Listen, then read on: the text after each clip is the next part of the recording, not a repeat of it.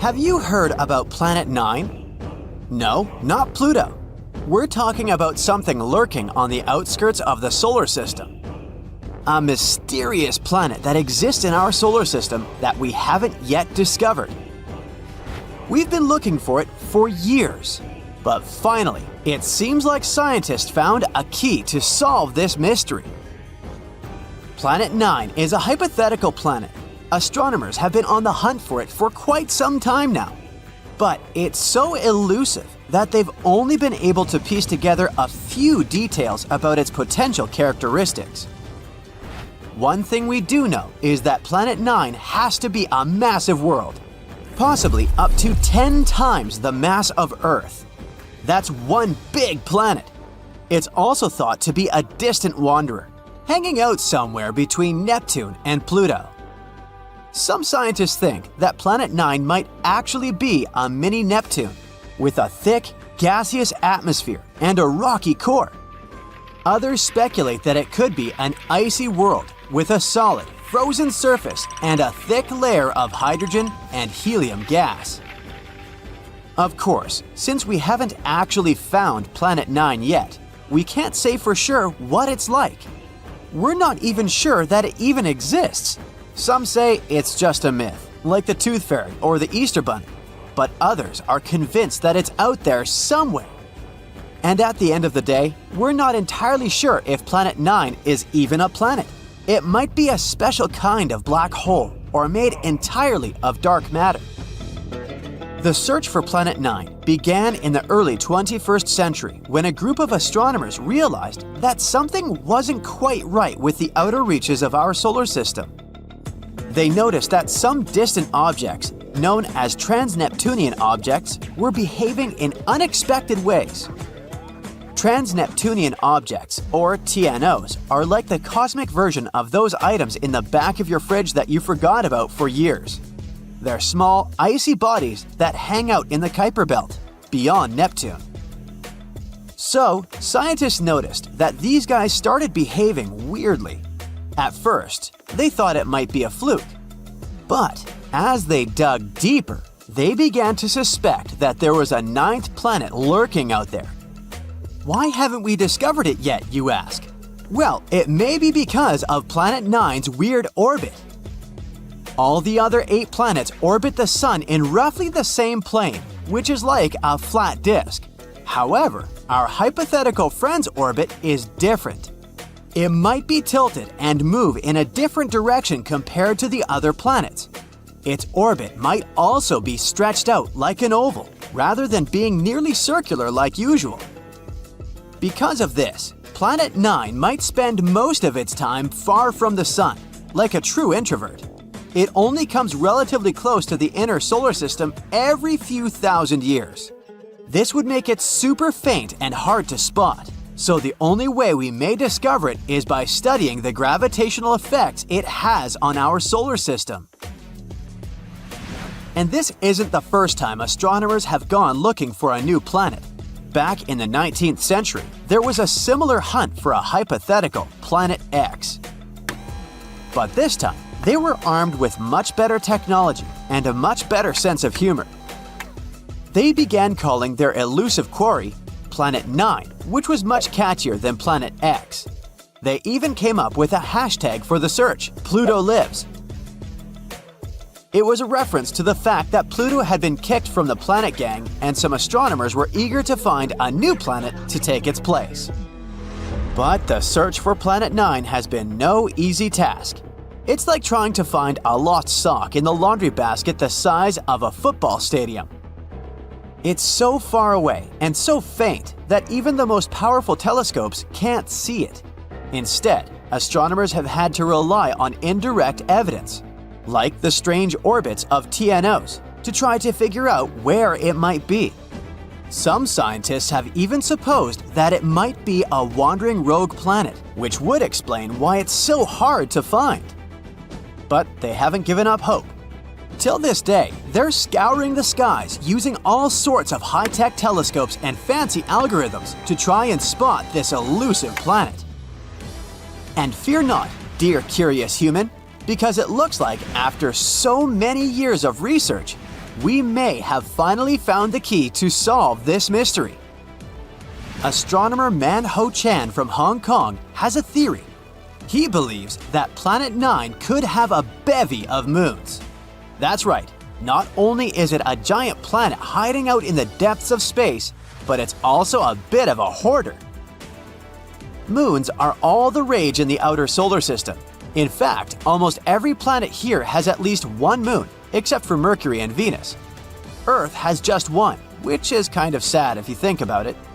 Even non-planetary bodies like Pluto have at least a couple of moons. A bit unfair, isn't it? Anyway, taking this into account, let's go moon picking with Planet 9. The region between the rock-filled Kuiper Belt and the rock-filled Oort cloud, where this planet is predicted to be, should be ripe for the picking. Chan made some calculations and determined that it would be stranger if the elusive planet didn't have any satellites. According to his calculations, an object the mass of Planet 9 should capture at least 20 TNOs as large as almost 90 miles across. It's like our mysterious planet is playing cosmic Pokemon with these guys. So, what if Planet 9 has moons? Would that make any difference? Kinda yes.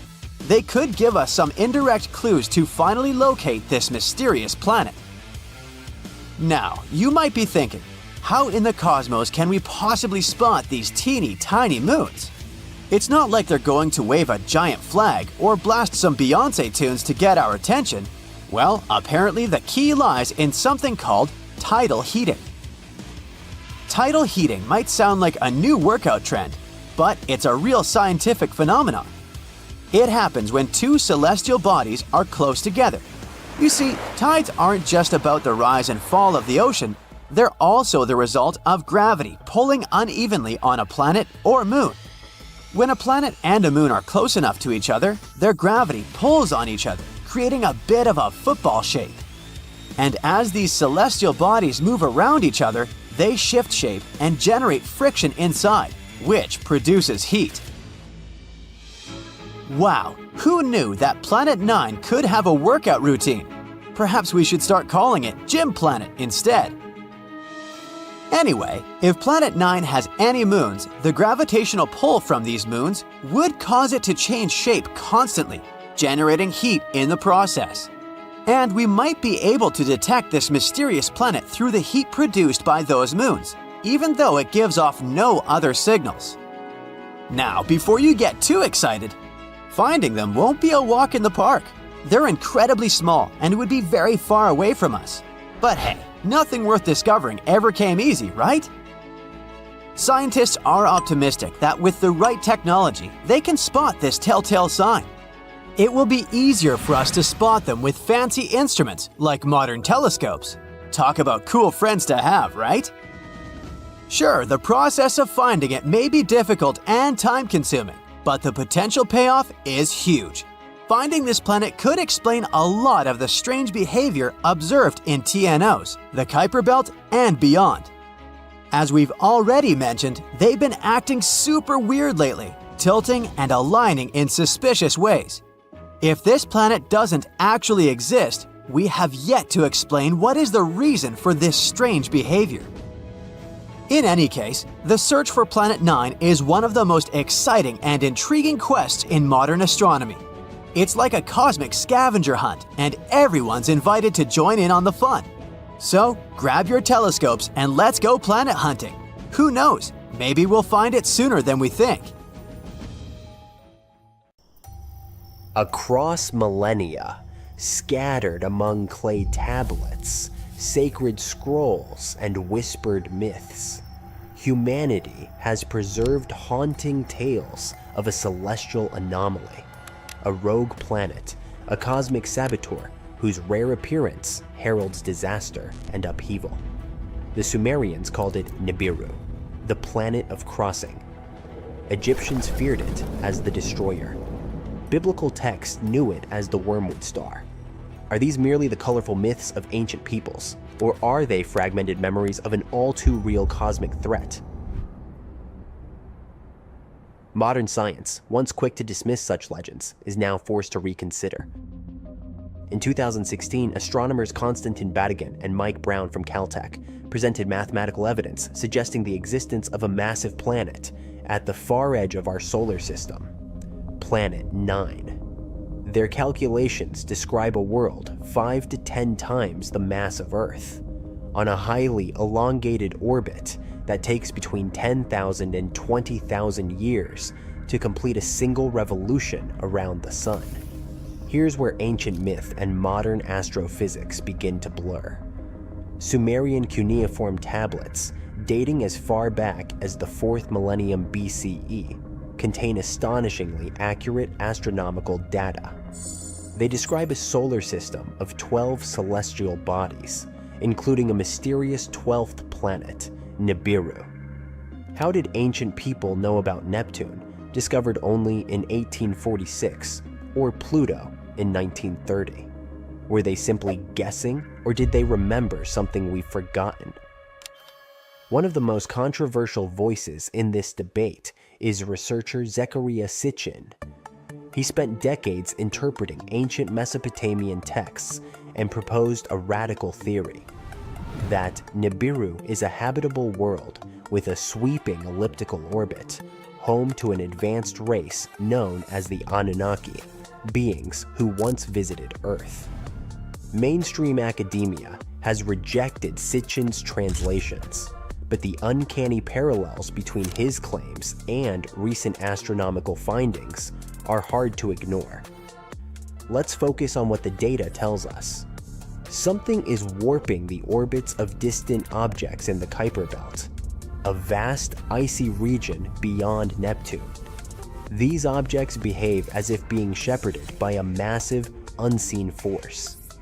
The dwarf planet Sedna, for example, follows a wildly unusual orbit that can't be explained by known gravitational influences. And then there's the Kuiper Cliff, an abrupt drop-off in the number of objects beyond 50 astronomical units. What's causing it? Something or someone. These anomalies have left astronomers scratching their heads and have fueled growing speculation that a massive, unseen planet is hiding in the dark outskirts of our solar system. Ancient texts from multiple civilizations describe apocalyptic upheavals linked to a celestial intruder. The Egyptian Ipuwer papyrus eerily recounts plagues and chaos. The river is blood, the earth turned upside down, days are shrouded in darkness. The Babylonian Epic of Era speaks of a time when the stars left their appointed paths. These aren't just poetic metaphors. They're historical shockwaves echoing from a forgotten trauma. So what happens if Nibiru, or Planet 9, makes its next approach? Even without a direct collision, the consequences could be catastrophic. Its gravity might tilt Earth's axis, triggering sudden climate shifts. It could awaken tectonic fault lines and stir dormant volcanoes. Disturbed asteroid belts might send deadly space rocks hurtling toward us. It could disrupt our magnetosphere, disabling electronics and satellites. But perhaps the most chilling aspect of this theory is the cycle. Sumerian texts suggest that Nibiru returns roughly every 3,600 years. If this is true, its last passage might have occurred around 1600 BCE, a time curiously aligned with the collapse of Bronze Age civilizations, a period marked by mass migrations, natural disasters, and inexplicable cultural decline. Was this coincidence or consequence? The clock might be ticking again. Today, the hunt for Planet 9 continues, using the world's most powerful telescopes and cutting-edge simulations. We stand on the edge of either confirming the greatest myth ever told, or revealing that ancient peoples tried, in the only language they had, to warn us. It may not bear the name Nibiru. It may not carry golden tablets or alien emissaries. But if it exists, its return will reshape everything we think we know about history, science, and our place in the cosmos. One thing is certain, our solar system is far from tamed. It harbors secrets in its coldest, darkest corners, riddles older than civilization itself.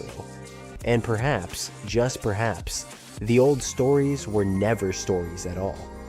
Maybe they were prophecies. Maybe they were the echo of survivors.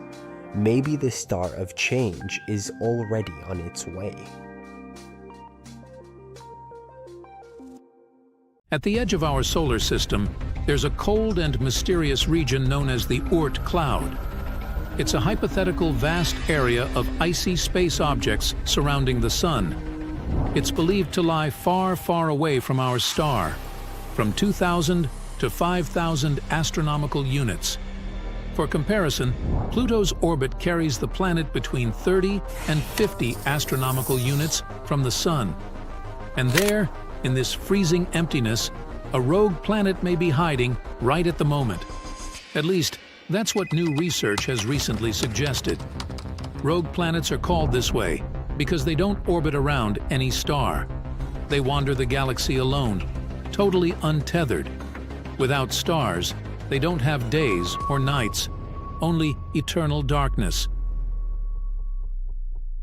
Rogue planets are usually kicked out of their planetary systems, doomed to a solitary existence of circling the center of the galaxy on their own. Of the thousands of planets scientists have detected outside of our solar system, only a dozen or so are starless and cruising on their own. At the same time, there might be billions or even trillions of rogue planets wandering around our galaxy. If these estimations are true, it might mean that the Milky Way contains more free-floating planets than stars. Anyway, in 1907, one astronomer started a search for Planet X. It's a hypothetical giant planet moving around the Sun beyond the orbit of Neptune. The scientist was convinced that this planet existed because he had observed some irregularities in the orbits of Uranus and Neptune. His idea led to the discovery of Pluto in 1930. But the dwarf planet was too small to have any serious gravitational impact on the orbit of Neptune, let alone Uranus. These days, the Planet X theory is largely considered to be discredited, but it hasn't stopped astronomers from searching for planets in the far reaches of our solar system. And shockingly, a new study claims there might be one or even more out there, but much, much further away than predicted.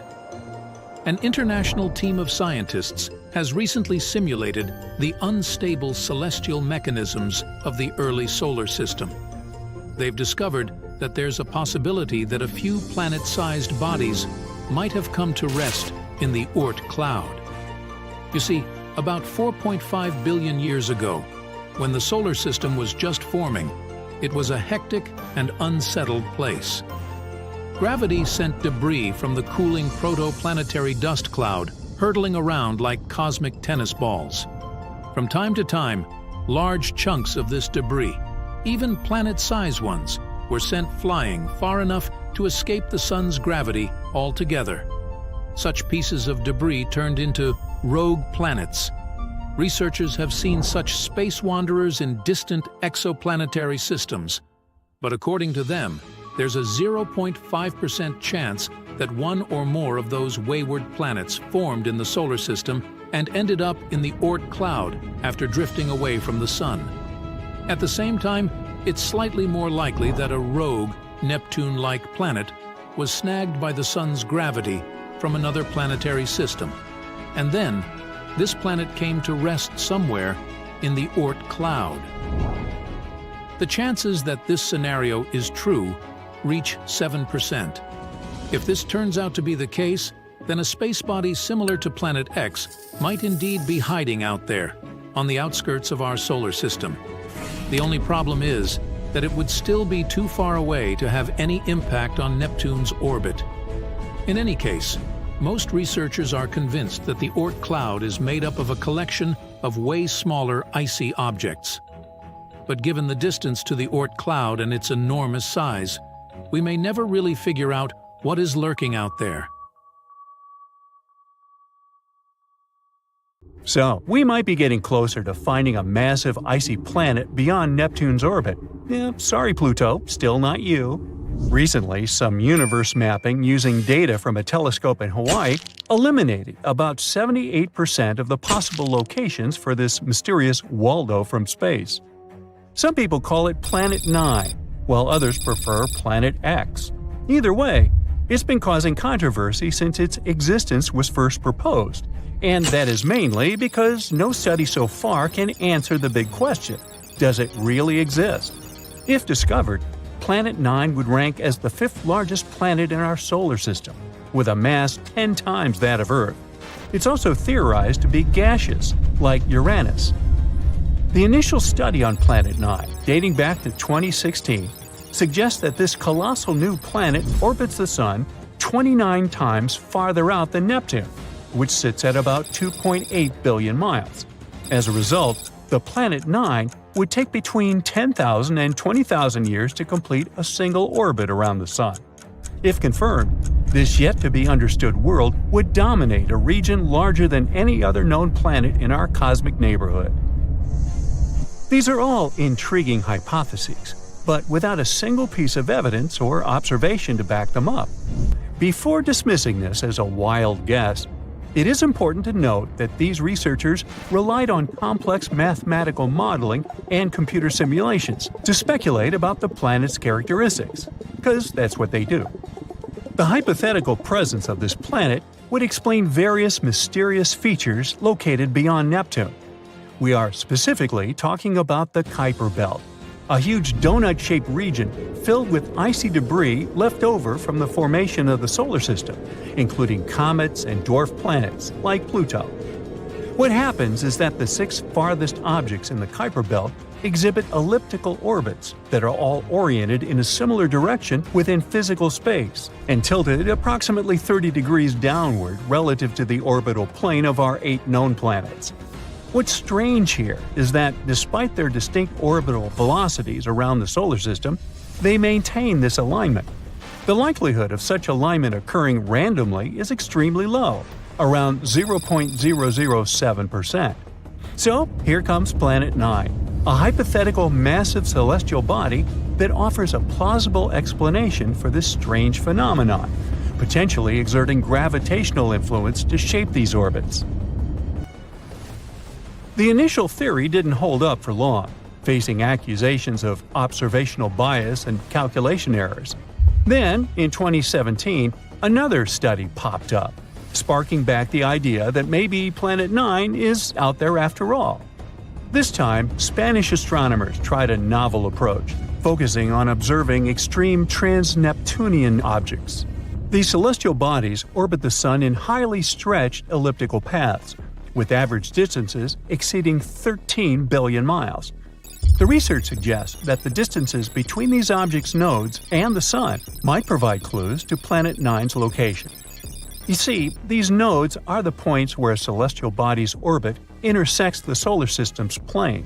When these objects reach these points, they're more likely to interact with other solar system bodies, potentially causing significant changes in their orbits or even collisions. So, if the trajectory of these extreme trans-Neptunian objects remains stable, everything's fine. But if it's not, well, that's a sign that something else, something big, is messing with their path. And that's exactly what the research found. There is something unseen out there, throwing these objects off course. And that something could be a planet, chilling at a distance between 300 to 400 times farther from the Sun than Earth. To this day, the study of the extreme trans-Neptunian objects is the strongest evidence we've got for Planet 9's existence. And if you're still not convinced by this theory, know that strange motions like these have led to planetary discoveries before. Neptune, for instance, was spotted because Uranus's motion didn't quite agree with the predictions of Newtonian gravity. But the deflection of its orbit could be explained if it was caused by a pull of an undiscovered planet. And just like that, we discovered Neptune. Now, the year is 2021, and there's all this buzz about Planet 9 again. After correcting some old guesses, studies are now leaning towards the idea that this mystery world follows an epic loop around the Sun every 7,000 years. That is massive news, because it means this planet might be closer than we ever thought, making it easier for our telescopes to spot it. The paper also suggests there is a whopping 99% chance that the funky orbits of these distant objects are all because of this unseen planet, not just some cosmic coincidence.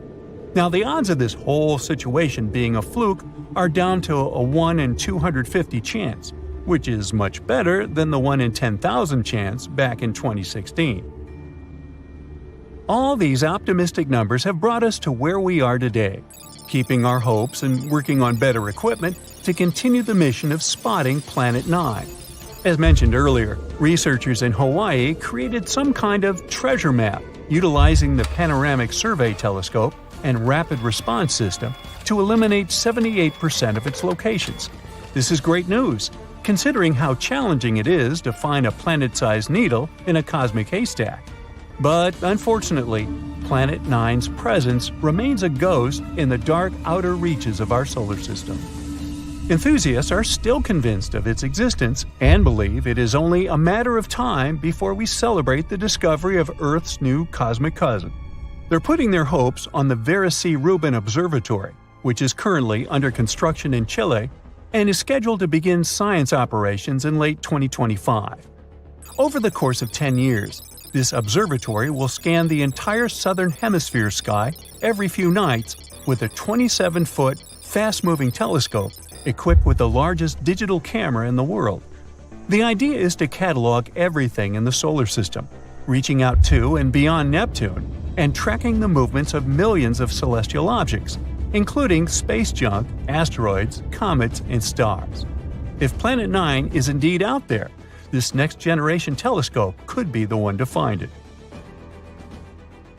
The existence of this mysterious planet is far from being universally accepted in the scientific community. That is simply because Planet 9 isn't the only explanation for the strange phenomenon occurring beyond Neptune. One theory suggests that a group of distant objects, such as dwarf planets, comets, and moons, might be collectively influencing the orbits of the extreme trans-Neptunian objects. Others believe that a black hole is behind all this. These compressed masses are some of the densest objects in the universe, potentially capable of affecting the orbits of other masses, like how this supposed ghost Planet 9 is believed to be doing. Another bold perspective suggests that our current understanding of the laws of gravity is flawed, actually incomplete. This theory, known as modified Newtonian dynamics, proposes that these distant icy objects exhibit strange behavior not due to influence from another planet, but rather because the immense gravitational field of the Milky Way is influencing them. However, even supporters of this theory acknowledge that it is too early to draw firm conclusions, and much more extensive research is still required. While we continue our relentless hunt for Planet 9, some astronomers have taken it a step further, suggesting the existence of a hypothetical Planet 10. This world has a mass and size like that of Mars or Earth and is located on the edges of the Kuiper Belt. But the thing is, if this alleged Planet 10 is indeed as small as scientists believe, it might not have enough gravity to clear its orbit of debris. And that is pretty similar to what happens with Pluto, being one of the reasons why it got into trouble back in 2006. So yeah, it's better not to get too excited. This supposed Planet 10 might end up classified as another dwarf planet. Imagine a planet with no sun. Once it became unwanted in its own star systems and got ejected into the soulless emptiness of space. Or maybe it didn't even have its own star system. It was born lonely. I'm talking about a rogue planet. Such planets are also called orphans, nomads, unbound, and sunless. It all sounds pretty sad, doesn't it? The rogue planet in question doesn't have sunlight. The never-ending night reigns on its surfaces. No light means no warmth, and that's why there isn't any kind of life on this frozen world. But believe me, this isn't the scariest part. One day, a rogue planet might push Earth out of its cozy spot near the sun. You see, we live in the habitable zone of our star. It means that our planet is such a distance from the Sun that water can exist on its surface in its liquid form. But an interstellar intruder could mess it up for us. If a rogue planet somehow got into our solar system and we didn't manage to stop its imminent approach, it would likely crash into our beautiful blue planet. And then Earth could be pushed out of its orbit, retreating to an extreme orbit farther from the Sun. Now let's imagine what would happen to our world if a rogue planet the size of Mars collided with us. Most likely, people would react with panic and desperation. We've had a few sad examples of space intruders wiping more than 3/4 of all life forms off the face of the planet. One more similar event would be devastating. The immediate impact, pardon the pun, of such a collision would be truly catastrophic. It would lead to massive losses of life and destruction of huge areas of the planet. At first, people would focus on rescue and recovery efforts, but soon it would become obvious that the world is beyond salvation. The climate all over the planet would start getting colder and colder. Plus, the farther our planet would be from the Sun, the weaker the star's gravitational pull on our planet would be. In the end, our beautiful Earth would get too far away from its main source of light and heat.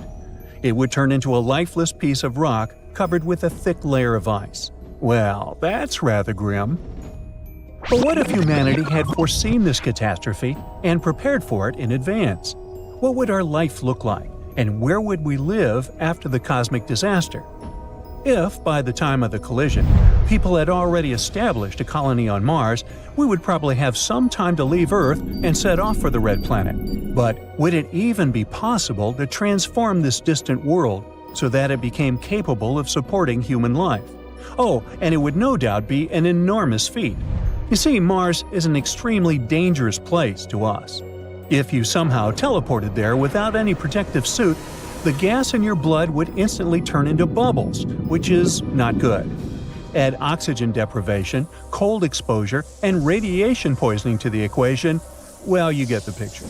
But if a rogue planet destroyed life on Earth, we'd have no choice. We would need to create a stronger magnetosphere on the Red Planet to shield it from the Sun's ultraviolet radiation. For the same reason, Mars would need a thicker atmosphere too. Right now, the Martian atmosphere is almost entirely composed of carbon dioxide with tiny amounts of oxygen. This air is not suitable for people. For humans to live there comfortably, Mars would also need to be warmer. And if we managed to somehow warm the planet up, we'd also be able to release frozen carbon dioxide. At the moment, there are vast reserves of this gas at the Red Planet's polar caps and other areas. It would help the atmosphere to become thicker, making it possible for water to exist on the surface of the planet. Also, we would need some place to live. NASA has been experimenting with light inflatable habitats, but obviously it wouldn't be a long-term solution. At the same time, it's incredibly expensive to deliver building materials to Mars, especially if we were pressed for time, escaping our poor collapsing Earth. So instead of shipping prefabricated construction elements to the Red Planet, we could grow them right on its surface. We could achieve this with the help of fungi and cyanobacteria. They can produce tons of biominerals like calcium carbonate, as well as biopolymers. They would be able to glue Martian rocky material covering bedrock into real building blocks. In other words, bricks on Mars would be growing on their own, and we'd only have to assemble them into different structures, like walls, floors, and even furniture. At the same time, such a young colony wouldn't be able to survive for more than a generation without getting more supplies from Earth. But, as you understand, this option would be unavailable. Then, maybe people would move to colonies located on numerous space stations located far enough from the impact event. In this case, we would be able to avoid the destruction. But such habitats would have to be large enough to support farming and medical facilities, power-generating factories, educational establishments, and many more. And it would be hard work to support such stations without necessary supplies, when a simple equipment breakdown could turn into an unsolvable problem. But let's imagine that our descendants decided to find Earth several thousand years later and succeeded. As you remember, our planet would have changed its position, hanging out way further from the Sun. Now, hopefully, Earth would have regained its magnetic field after the impact, as well as a little of its original atmosphere. But those who would return to Earth would need water, oxygen, and sufficient atmospheric pressure. And while the new pressure on the planet would probably be suitable for life, most likely there wouldn't be enough oxygen to support unaided breathing. To get a new supply of oxygen, people would need photosynthetic bacteria. Would we find any on the deserted planet?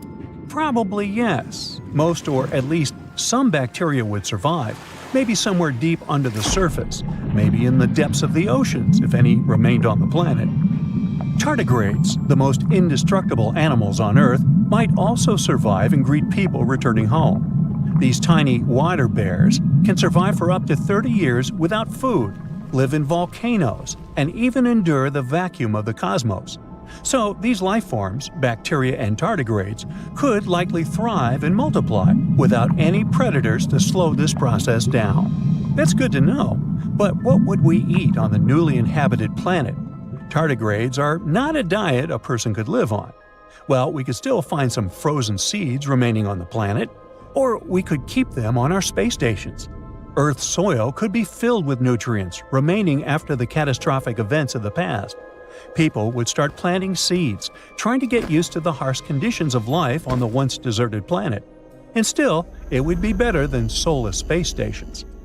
Luckily, a rogue planet is unlikely, not only to hit Earth, but even to come close to our planet. The appearances of such space travelers are extremely rare, and with how fast our technologies are developing these days, astronomers would spot such a large celestial object appearing in the neighborhood or even in the entire solar system.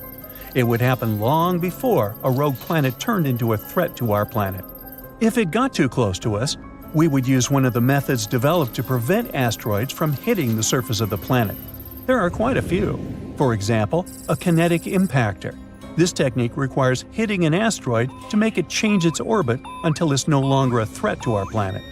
Or we could use a gravity tractor asteroid deflection method. That's when a robotic probe meets a space rock, or in our case, a rogue planet, and accompanies it for a few months or even years. Over time, the spaceship's gravity starts affecting the space body, adjusting its trajectory. There's even spray painting celestial objects. I'm not kidding. Darker surfaces tend to reflect less light, while lighter reflect more. Toying with these features, we can make a rogue planet change its course. If we found enough paint to cover an entire planet, that is. Look at this fascinating planet. It looks as if it's burning. It must be hotter on its surface than in the middle of Death Valley. The ground is parched, cut by giant cracks. There's not a drop of water in this boiling world. Now, it's the same planet, but it looks like a totally different place. Everything is frozen. The temperatures are so low, there isn't even a tiniest chance that life could survive on this planet. This bizarre world is called HD 20794d, and it's located 19.7 light-years away from Earth in the constellation Eridanus. This planet is a super-Earth. This term means that it is larger than Earth but smaller than such ice giants as Neptune. What makes this planet especially interesting is its unusual orbit, which moves it in and out of its star's habitable zone, the region where temperatures might allow liquid water to exist. Now, we haven't seen this unusual planet directly. Astronomers detected it by measuring tiny wobbles in its star using two powerful instruments, espresso and HARPS, located at telescopes in Chile. These instruments measure radial velocity, which is the small movement a star makes as a planet's gravity tugs on it. The larger the wobble, the more massive the planet. Later, astronomers analyzed the data and figured out that the planet in question has a mass around 6 times greater than Earth's. It orbits a star, which is slightly smaller and dimmer than our Sun. What makes this star unique is that it is bright enough to be seen with the unaided eye, unlike many other stars that host exoplanets. You won't be able to see them without a telescope. The star system has been observed for over 20 years. Astronomers have long suspected it had multiple planets. In 2011, scientists discovered two other super-Earths orbiting the star every 18.3 and 89.6 days, respectively. For some time, researchers thought they had found a third planet with an orbital period of 40 days. Later, they realized they had made a mistake. But recently, after reanalyzing years of data, astronomers have confirmed that the third planet does exist, and it's our extreme HD 20794d. A researcher from the University of Oxford played a key role in identifying the planet. He used a special computer algorithm called Yarara to separate the planet's weak signal from the background noise. It helped him confirm that the planet truly existed and was pretty unique. Unlike the planets in our solar system, which have mostly circular orbits, the newly discovered one follows a highly elliptical, stretched-out orbit. It takes 647 days to complete one trip around its star. That's just 40 days shorter than Mars's orbit around the Sun. At its furthest point, the planet is twice the Earth-Sun distance, which makes it an icy world far outside the habitable zone. At its closest point, it moves inward to 0.75 AU, where it enters the habitable zone, where liquid water might exist. This extreme movement creates truly bizarre seasons. For some part of its orbit, HD 20794d is frozen, like an icy wasteland. As it approaches its star, temperatures rise and ice likely melts, forming temporary oceans. The planet then experiences a short, scorching summer. It is so hot that the water on its surface might evaporate into the atmosphere. Shortly after, the planet moves away again. It triggers a gloomy fall with rains, followed by a deep freeze in winter. In other words, the planet switches between extreme cold and intense heat, which makes it a very unpredictable place for life. If any life forms exist there, they certainly need to adapt to dramatic changes in temperature and environment. Why does the planet follow such a mind-boggling orbit? It might be a leftover effect from events billions of years ago, when the planetary system was still forming. At some point, another large planet may have disturbed the orbit of our extraordinary friend. Another possible explanation is that a giant planet once existed in the system, and its gravity pushed HD 20794d into an elongated path. Later, this giant planet may have been ejected from the system, leaving the smaller planet in its current orbit. This theory makes sense because the two other planets in the system, B and C, have more normal circular orbits. The discovery of this planet is so exciting because it challenges what we know about habitable planets. Most planets in the habitable zone stay there permanently, but HD 20794d only passes through it. Scientists want to know if such a planet could still support life, even briefly. So future telescopes will study the atmosphere of this planet, looking for signs of water, gases, or even life. Another super-Earth that might have the right conditions for life orbits a star 137 light-years away. In space terms, this is considered relatively close. A light-year is around 6 trillion miles.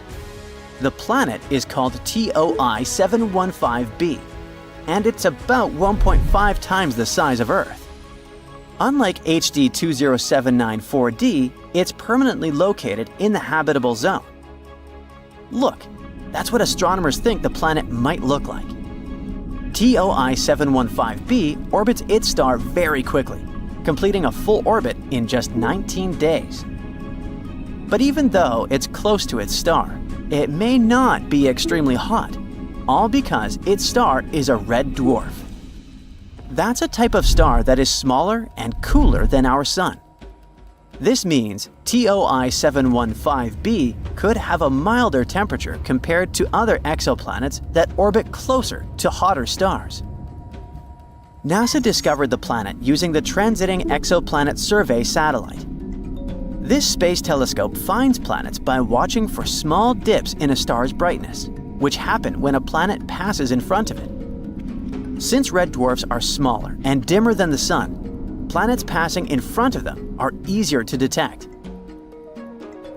Astronomers are planning to study the planet further using the James Webb Space Telescope. This powerful telescope, located 1 million miles away from Earth, can analyze the atmospheres of distant planets.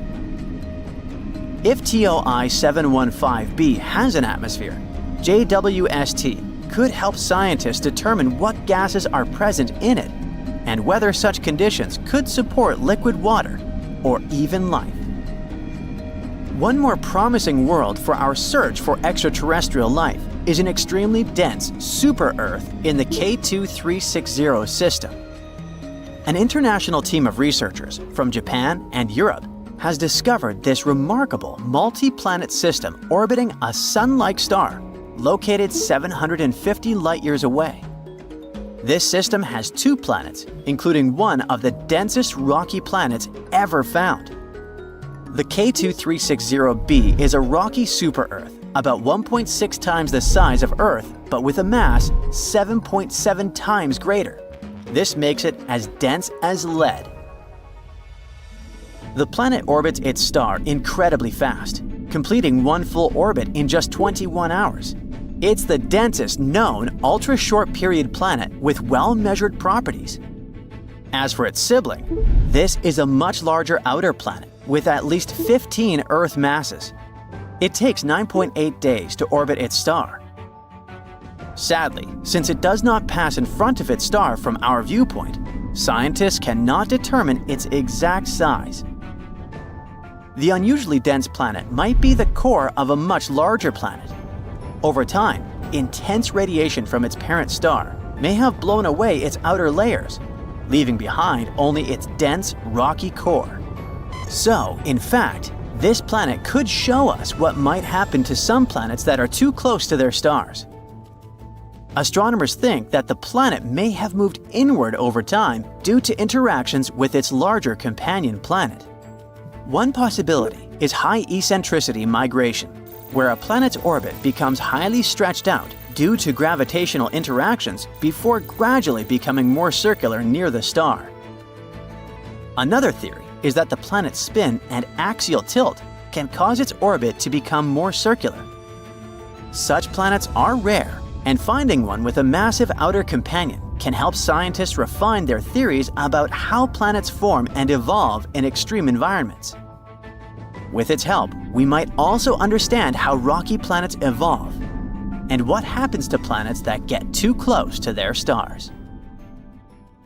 For thousands of years, people knew only about the planets Mercury, Venus, Mars, Jupiter, and Saturn, which they could see using simple telescopes, or even by the naked eye if conditions were good.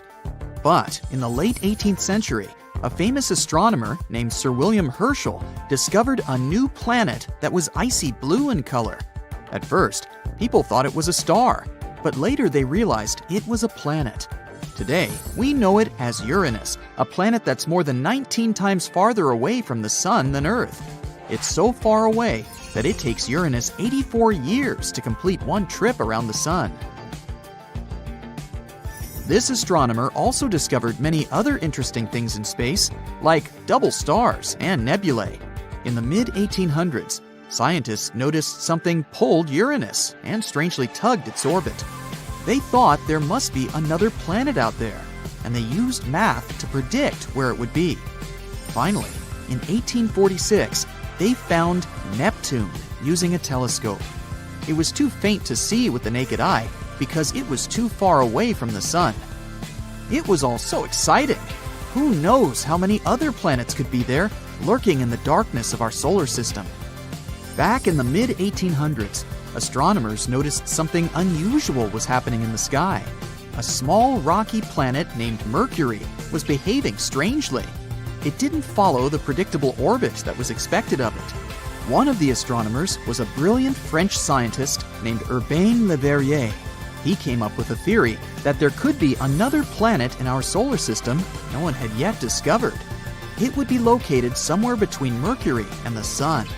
This hypothetical planet, which he named Vulcan after the Roman god of fire, would have an incredibly hot surface, and it could be a potential explanation for Mercury's strange behavior. He never surely claimed Vulcan was really the one thing disturbing the orbit of Mercury.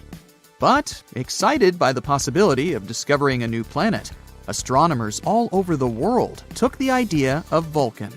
For a planet that didn't exist, people committed to developing ideas and getting information about it. Some scientists didn't think it was likely that they had missed another planet as big as Mercury. It would have been hard not to see it by then. But there was a tiny chance of a smaller planet existing inside Mercury's orbit that was too close to the Sun, so no one could see it. One theory said it was about 13 million miles away from the Sun. Mercury is the planet with the most eccentric orbit in our solar system, but the closest point it gets to the Sun is about 28.5 million miles. This means Vulcan would be under half of that distance. The theory moved on, saying that if Vulcan existed, it would orbit the Sun every 19 days and 18 hours, and its path would be tilted about 12 degrees relative to the path of other planets in our solar system. Vulcan's position at its furthest point from the Sun would still be too close to the Sun to be seen with the naked eye, even during twilight. The only chance of seeing Vulcan would be during a solar eclipse, or when it passed in front of the Sun, which, as the theory said, would be 2 to 4 times a year. They had a theory that this mysterious planet was so close to the Sun that it could only be seen during a total solar eclipse when the Moon blocked out the Sun's blinding glare. So, every time there was an eclipse, scientists would peer at the Sun, hoping to catch a glimpse of Vulcan. They were trying really hard, but no matter what, they couldn't find this mysterious planet. Some astronomers claim to have spotted it during eclipses, but no one could ever confirm or find evidence for that. The theory of Vulcan was left waiting for some better times. Einstein had a different idea. You know about his theory of general relativity, right? That's where he claimed gravity wasn't some sort of natural force, but a result of space-time curved because of the presence of giant space objects, like planets and stars. Planets circle around the Sun in their usual orbit because space-time is curved. That means the planets are kind of falling towards the central star of our solar system. And Einstein tried to explain Mercury's unusual orbit using his own theory of relativity. Unlike the other planets in our solar system, Mercury's orbit wasn't that circular. Instead, it seemed to wobble slightly, as if there was an invisible force pulling it away. Einstein said this could be happening because the massive gravity of our Sun was actually curving the fabric of space-time around it. He claimed it's possible this changed Mercury's orbit a little bit. It took the scientific community a while to test this theory, but it eventually seemed like the most plausible explanation. Even though Einstein's theory gave us a more elegant explanation for Mercury's strange orbit, some scientists were still holding out hope for Vulcan. It was especially hard to let go of the idea of Vulcan because Mercury is also the planet that's really hard to see from where we're standing. But later, more and more scientists started accepting Einstein's theory above their imagination. And they would observe a total solar eclipse specifically to test Einstein's theory of relativity, not because of Vulcan. And Vulcan is not the only hypothetical planet everyone was talking about. In the newer age, some believe there could be a mysterious planet lurking in the outer part of our solar system. But this one is more likely to exist. No one has seen it directly yet, but computer simulations show this so-called Planet 9, or Planet X, is probably somewhere there beyond Neptune. Neptune and Planet X could be similar in size. Planet X could be 10 times more massive than Earth and circles around our Sun in an elongated shape, which is on average 20 times farther from the Sun than Neptune. A year there may last between 10,000 to 20,000 Earth years. By comparison, a year on Neptune lasts 165 Earth years. Something this big moving out there beyond Neptune could explain the unusual orbits of smaller objects in the Kuiper Belt. The Kuiper Belt is the area of our solar system beyond Neptune and where it orbits. And there are most likely many asteroids, comets, and some other smaller bodies there, mostly made of ice. There was another hypothetical planet called Nibiru. Remember those rumors that the world could end back in 2012? One of the popular scenarios was Nibiru, which some claimed would hit our home planet at the end of the year. Of course, nothing happened. We're still here, all set and good, but the idea of Nibiru seemed interesting. Stories started in the 1970s when a man named Zecharia Sitchin mentioned Nibiru in his book, The 12th Planet, claiming it orbits the Sun every 3,600 years. But there's no chance a planet with such an eccentric orbit wouldn't disrupt other planets in our solar system with its gravity. And if it was really coming that close to Earth in 2012, we were supposed to be able to see it with the naked eye. Some simple calculations showed Nibiru would have been nearly as bright as Mars at its dimmest and brighter than the faintest stars you see from a city. Oh well, maybe we'll have more luck in the next 3,500 and something years. In 2011, a comet named Elenin appeared that many people thought could be Nibiru. But when you're looking at comets and planets through a telescope, you see they appear differently. A comet has a coma, which is a gas atmosphere, together with a tail, something a planet doesn't have. Plus, this comet didn't slam into the Earth. It came too close to our Sun and fell apart. The leftover pieces will continue moving on their way to the outer solar system for the next 12,000 years. So, astronomers have just announced that they might have found signs of possible life on a planet outside our solar system. Wow!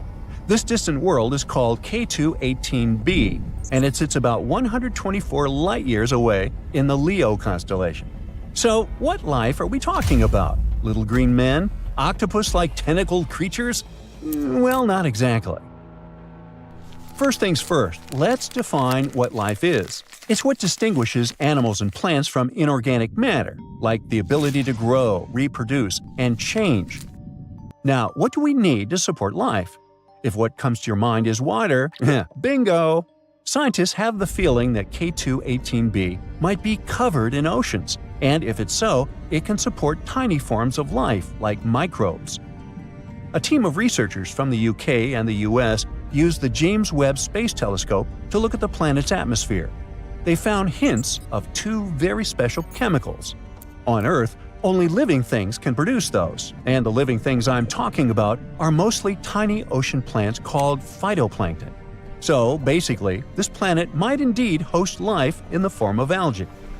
Now, of course, scientists still need more proof before getting too excited. We should keep in mind that it's possible that those chemicals were made by something we don't understand yet, not necessarily by living things. But still. K2-18b is a big boy.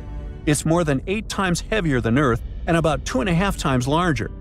So what makes it even more interesting is that it's located in the Goldilocks zone around its star. That means it's not too hot and not too cold there, just right for the existence of liquid water, which is highly important for life as we know it. Astronomers study faraway planets like this by watching how their light changes when they pass in front of their star. This allows us to figure out what kinds of gases are in the planet's atmosphere. Back in 2013, the James Webb Space Telescope found methane and carbon dioxide in the atmosphere of the planet. These are carbon-based molecules, and it was the first time they were found on a planet in the habitable zone. Scientists also saw a weak signal of a chemical called DMS, which is mostly made by tiny ocean life here on Earth. So, the researchers pointed the telescope at the planet again a year later using a different tool that could pick up more light details. This time, they found much stronger signs of DMS and some related chemicals. But the problem is the signals aren't strong enough yet. They haven't reached something called the 5 sigma level, a parameter scientists use to confirm discoveries. Plus, even if the DMS really is there, it doesn't automatically equal the existence of life. Scientists once found DMS on a comet, which means that it can be produced without some kind of life taking part in the process. And still, the amount of DMS on K2-18b looks way higher than anything seen on Earth. That's why some astronomers are sure it's coming from something living. K2-18b has been a top pick for what scientists call a Martian planet. This term means a big, watery world with thick hydrogen atmosphere. It's not the kind of place where extraterrestrial civilizations like in movies would live, but it could be home to tiny life forms, like the microbes that once lived in Earth's oceans billions of years ago. Once again, not everyone agrees on how friendly K2-18b really is for life. Some scientists think planets like this might actually be too close to their stars to hold on to liquid water. K2-18b orbits its star every 33 days, which is pretty fast, and could mean it's too hot. That's why some experts claim that even if the planet has any water at all, it might be boiling. Or maybe it's not water, but oceans of lava. But most scientists agree on one thing: we should wait and see. With just 16 to 24 more hours of telescope time, astronomers could confirm what they've seen. This could happen in the next few years. And even if it turns out K2-18b isn't the world we're looking for, we're still getting close. With powerful telescopes like James Webb and more coming in the future, we might be able to answer whether we're alone in the universe or not. At the same time, some places in our own solar system, like Mars, Venus, or Saturn's moon Enceladus, might actually have a better shot at hosting life.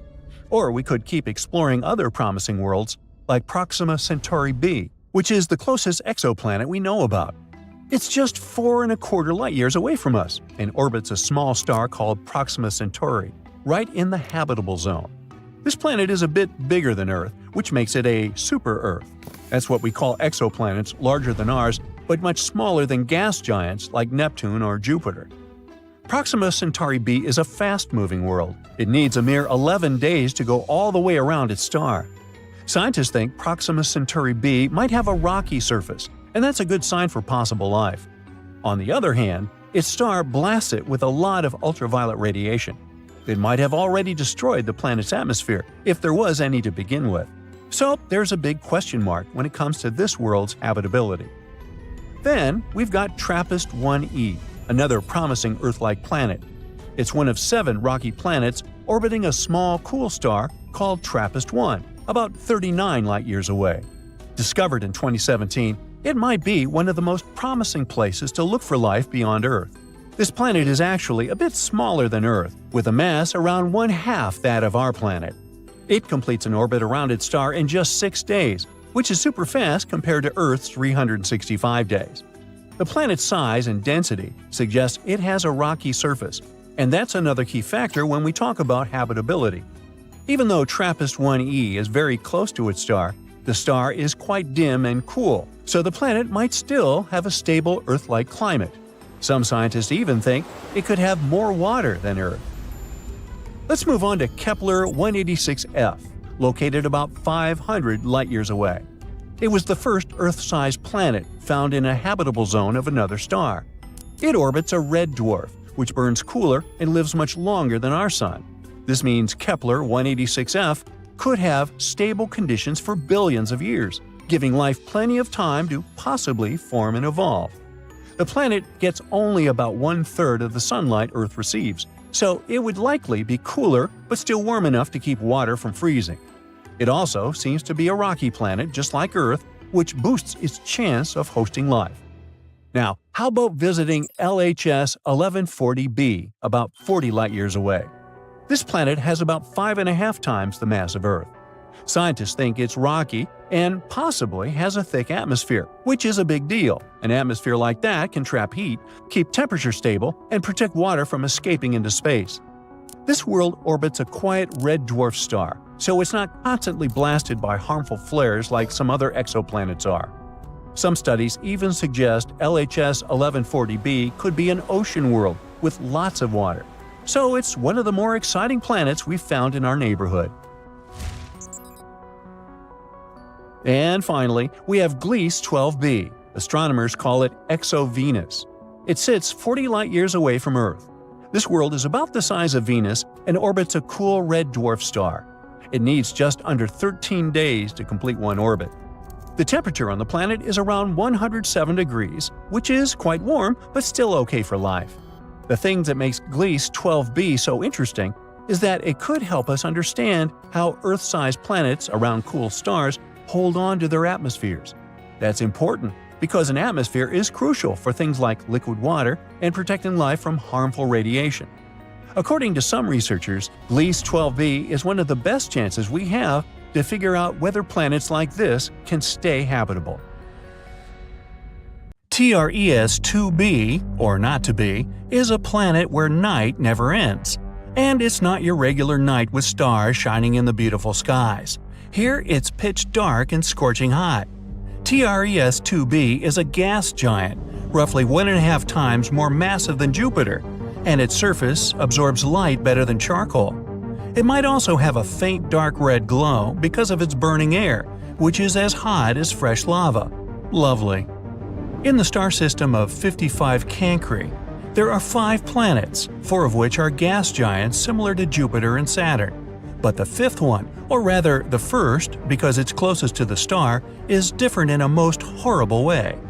55 Cancri e is so close to its sun that half the planet's surface is a literal ocean of molten lava. The other half is in eternal darkness because it never sees the sun. The planet is always turned to its star on one side. And between the scorching and the dark, there's the twilight zone, a thin strip of gloomy nothingness. That's a getaway spot.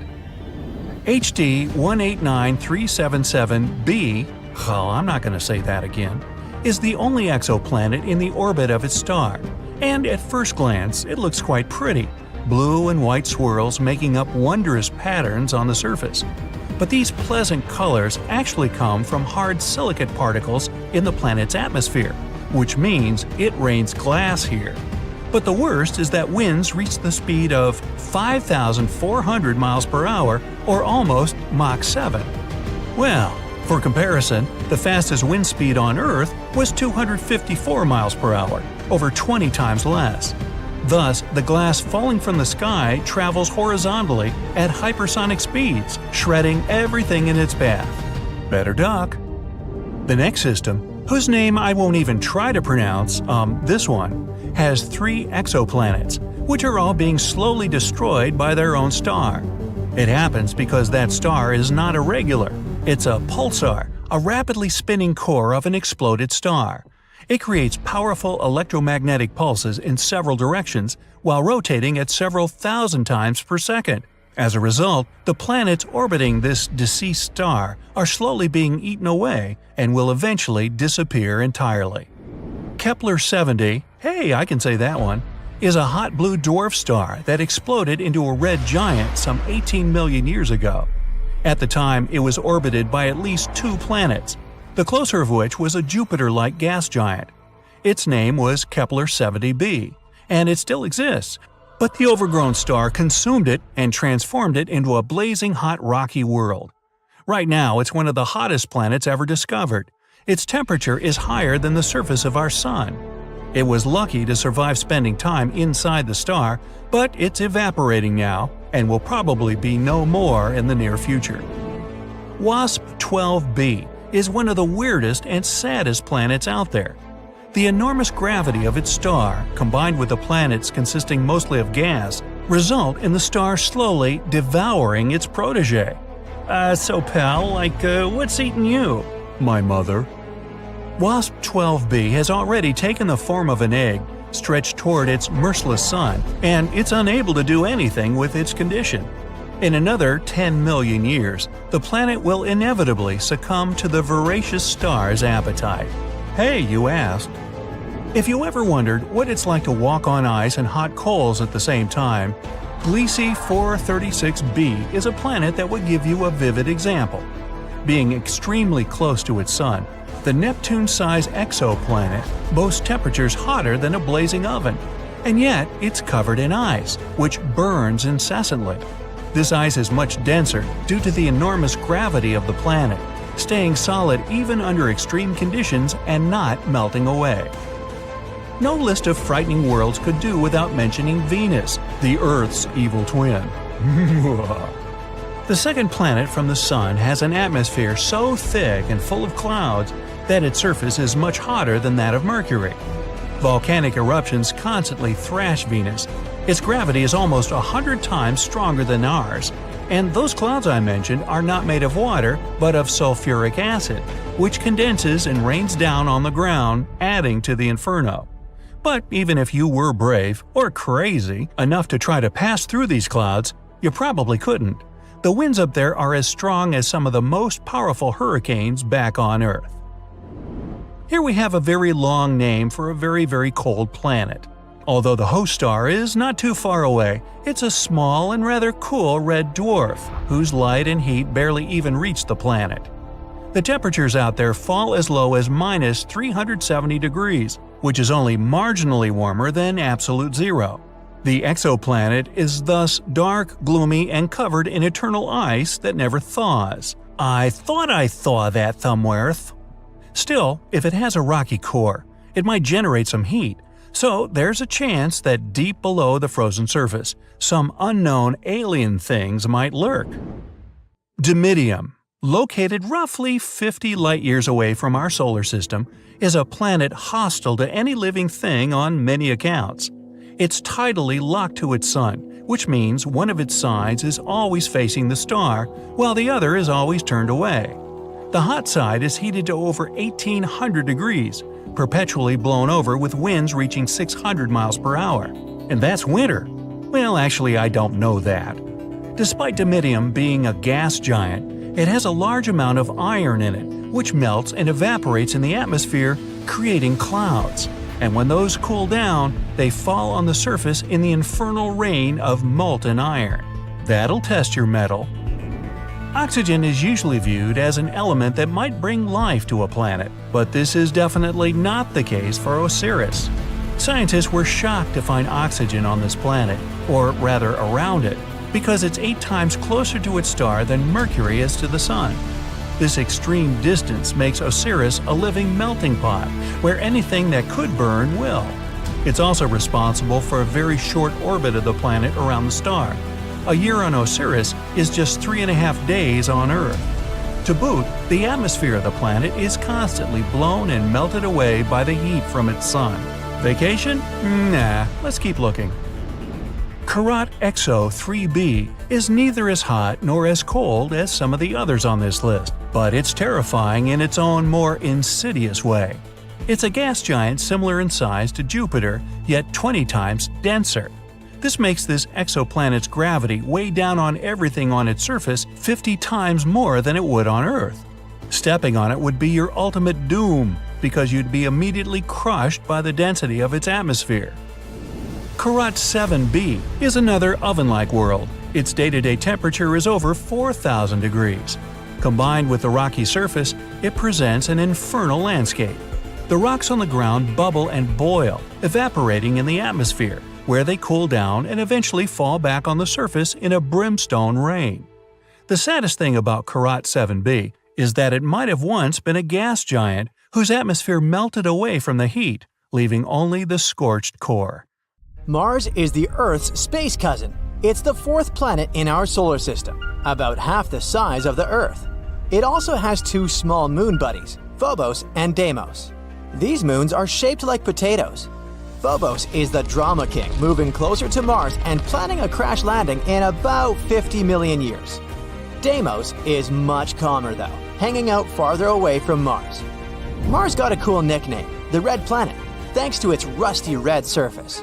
This color was so bright that it was spotted by astronomers many years ago.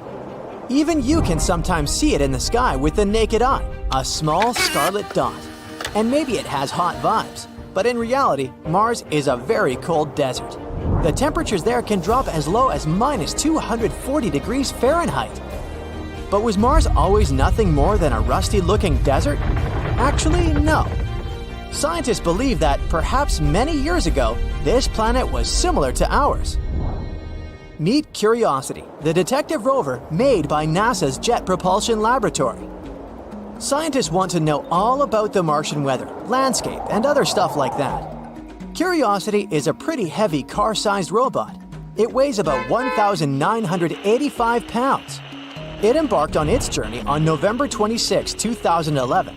The rover pulled off a landing on Mars on August 6, 2012. Originally, Curiosity's mission was supposed to last for 2 years, but it's still going strong. Curiosity is basically a space lab on wheels. It's packed with cameras, spectrometers, radiation detectors, and sensors to sniff out the Martian environment. As Curiosity roams around, it rewinds Mars history. And during its mission, the rover discovered something incredible: signs of lakes and rivers from long ago. You see, Curiosity's favorite spot to play around is Gale Crater. It's a prehistoric Martian oasis where water might have hung out. There's this huge mountain in the middle called Mount Sharp.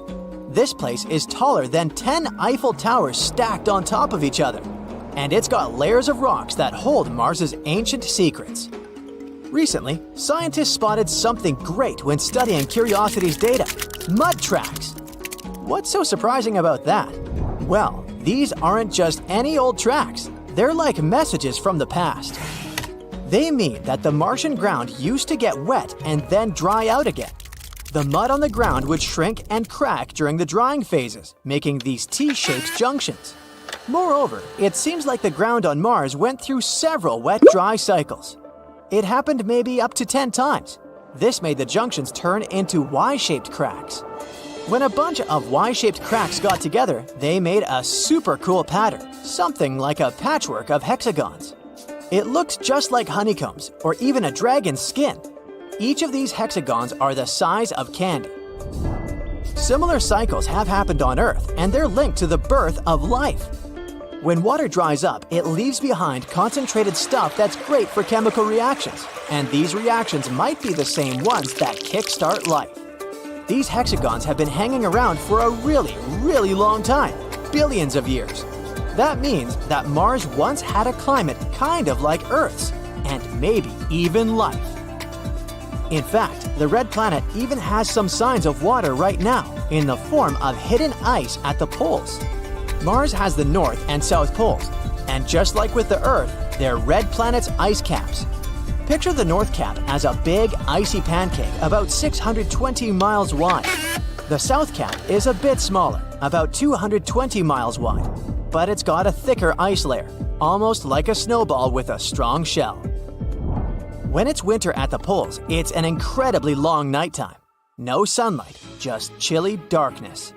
During that time, around 30% of the air turns into frozen CO2. It's dry ice, the same stuff that's often used in horror movies.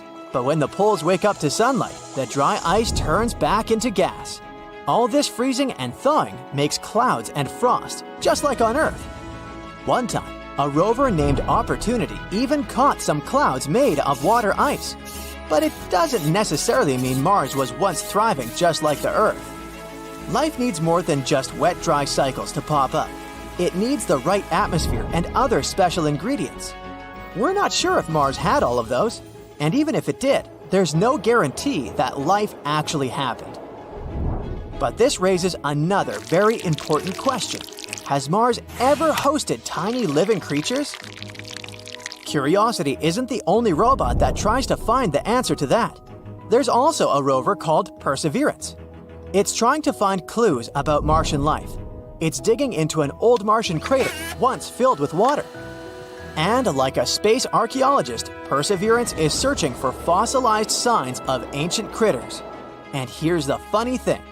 Some scientists think that we've stumbled upon it almost half a century ago.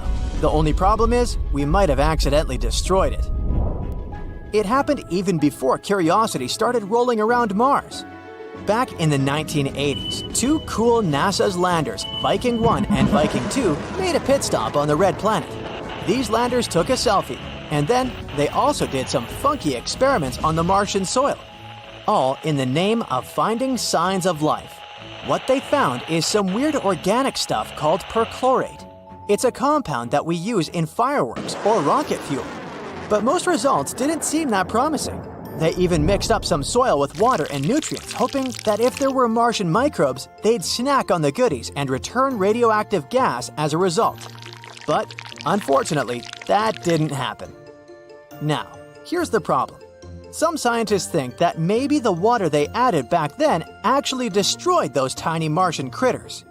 Poor microbes were just hanging out and suddenly got soaked by a bunch of weird liquid. Something like this wouldn't be very pleasant for the Earth microbes. They live inside rocks, and they're sucking water from the air. Pouring water on them would result in a total disaster. So, of course, giving them nutrients after that wouldn't do anything. If you've just barely survived a water bath, you're probably not in the mood for a feast.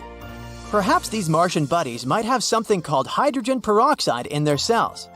It helps them live in an extreme environment. If that's true, it could explain all the results from the experiments.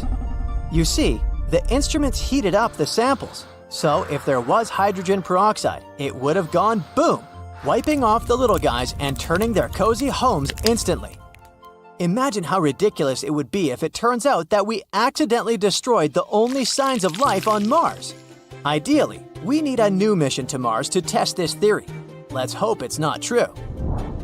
In any case, the journey isn't over.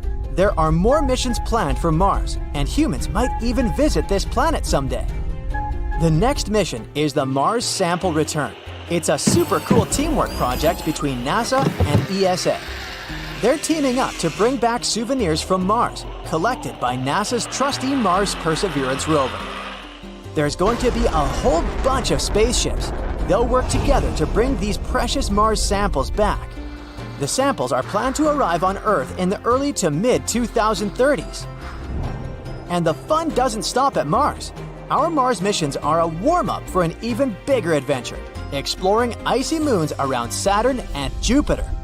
These moons have hidden oceans beneath their icy surfaces, and who knows what kinds of space secrets they're hiding. But whether it's Mars, icy moons, or beyond, our quest to find extraterrestrial life continues. In addition, we are slowly starting to find more and more organic materials on Mars, and maybe one day we'll finally find some microbes in our solar system. Let's hope for it and stay tuned.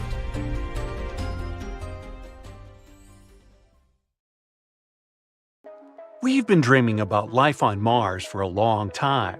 Not only about growing potatoes there in the future, but also about all the potatoes that could have been there in the past. Has there ever been life on Mars? Recently, scientists have found something that could be evidence of that. Let's find out what happened. Mars is the fourth planet from the Sun. A human hasn't set foot on Mars yet, but robots have set their wheels. The first spacecraft that visited the Red Planet were NASA Viking landers. They flew there back in 1976 and sent us a lot of interesting data. Back then, we didn't know anything about Mars. To us, it looked like a cold, lifeless desert. But since we're so similar, scientists began to wonder, has it always been like this? Or is it possible that once Mars used to be thriving and full of life? And in 2022, NASA's Mars rover Perseverance found something that could shed a light on this mystery. But first of all, what is Perseverance? Scientists have suggested that if there was life on Mars once, it's unlikely that it could simply disappear without a trace. It must have left some traces, perhaps underground, where they would be protected from radioactive solar tantrums and other nastiness. So we need to check the rocks. It's important to note that we aren't looking for life on Mars right now. There most likely isn't any. Instead, we want to look into the distant past of our twin planet. We're talking billions of years ago, when Mars could have been warm, green, and far from lifeless. In other words, we have to find dead microbes and various chemical compounds similar to ones on the Earth. This is the mission of our main character, Perseverance. It arrived on Mars in February of 2021. The spacecraft landed on the bottom of the 30-mile-wide Jezero crater, and after landing, it scooted over to the west, to the place that prompted scientists to choose Jezero for research. This place is a dried-up river delta, and this former river is already more than 3.5 billion years old. The Jezero crater itself was once a large lake. Yup, apparently there was life on Mars, and scientists have suggested that these places would be perfect as bodyguards of microbes. That's exactly what bacteria do on Earth. They hide, being still in the depths of lakes and ponds, so we could probably find traces there. The researchers believe that this particular lake has the highest scientific value in the entire mission. The highest chance to find rocks on which such bacteria could survive is here in Jezero. So Perseverance went to the delta. The row wasn't easy though. The rover missed a little and landed further than planned. As one famous movie said, "This little maneuver's going to cost us 51 years." Fortunately, Perseverance took only 1 year, and on the way, it was able to explore Jezero a little. The rover uses a complex built-in tool to explore the world. The tool is called Scanning Habitable Environments with Raman and Luminescence for Organics and Chemicals, or just SHERLOC. Boy, NASA sure loves its acronyms. As the device approached the delta, the signal of organic molecules became stronger. Soon, these signals were everywhere, and besides, they were the brightest that the scientists have ever seen. What does it mean? Elementary, my dear Watson. You know, Sherlock. It's time to dig. Since July 2021, Perseverance has drilled and collected 4 thin cores of sedimentary rock. The total number of collected rocks at the moment is 12. This is the first time in history that we're collecting something like this on another planet. These 4 cores were found on 2 rocks called Skinner Ridge and Wildcat Ridge. The first pair of cores, the ones from the Skinner Ridge, don't seem very interesting at first glance. They're quite close to what we can find in many places on Earth. However, if we look at them closer, we'll see that they're dotted with round grains of some dark material.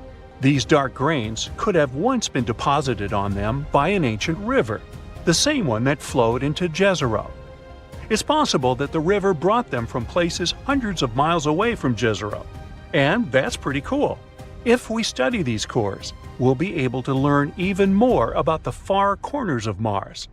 Well, there are no corners on it, but you get the idea. Then, in April 2022, Perseverance did arrive at the delta, and then scientists finally found what they were looking for. The discovery, to put it mildly, excited them. They found 2 more cores, which held organic substances. This pair was taken from the Wildcat Ridge. It's found very close to the Skinner Ridge, but the 2 rocks are quite different from each other. These samples are lighter in color and more uniform. Most likely, they're mudstone, an unusual rock similar to clay, but harder and unable to absorb water. They're also finer grain than the cores of the Skinner Ridge. Why does it matter? Because the finer the grains in the stone, the more likely it is that there may be some traces of a past life in it. On Earth, fine-grained stones most often lie on the bottoms of ponds and in similar places. There, they can preserve the remains of dead organisms and similar stuff for years. And this is exactly what we found on them. Additionally, according to scientists, there was more organic matter in these 2 cores than in any other place studied by Perseverance so far. It probably accumulated there while the lake was gradually evaporating billions of years ago. So, there really was life on Mars? Well, let's slow down a little. Organic substances are molecules holding carbon. And yes, on Earth, they're most often associated with life, but not always. Sometimes they can form as a result of other things. Therefore, we cannot say for sure whether there was life on Mars. We don't know if these molecules really remain from some Martian microbes, or if they're the result of some other things. But the discovery is still very significant. We have to literally keep digging this way.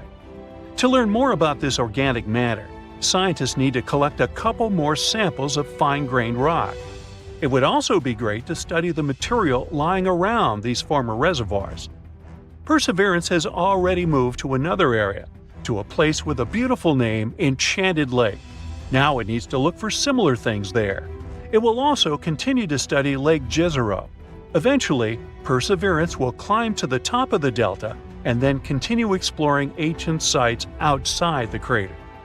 Sometime before the end of 2022, Perseverance will probably have 6 or more samples of the Martian cores. Unfortunately, its tools, though complex, are quite limited. This data alone won't be enough for us to get a complete picture. Therefore, NASA plans to send other spacecraft to Jezero in the coming years. Together with the European Space Agency, they're working on the next robotic mission, known as the Mars Sample Return. The name speaks for itself. These devices will arrive and take away all the test tubes from the old Prospector Perseverance. After that, these samples will be delivered to Earth, though not by Amazon Prime, and then scientists will be able to analyze them in advanced laboratories. However, all this will take a really long time. The launch of this mission is scheduled for 2027-2028, and the spacecrafts won't be able to return until 2033. But if everything goes well, it will be the first samples in history delivered to Earth from Mars. In other words, there's still enough space for research, literally. And yes, we don't yet know the true meaning of these finds. But that's why the entire mission was created, right? And who knows? Maybe in a few years we'll finally find out the truth about what happened on Mars billions of years ago. Ooh, check out the Martian! Made you look. Look.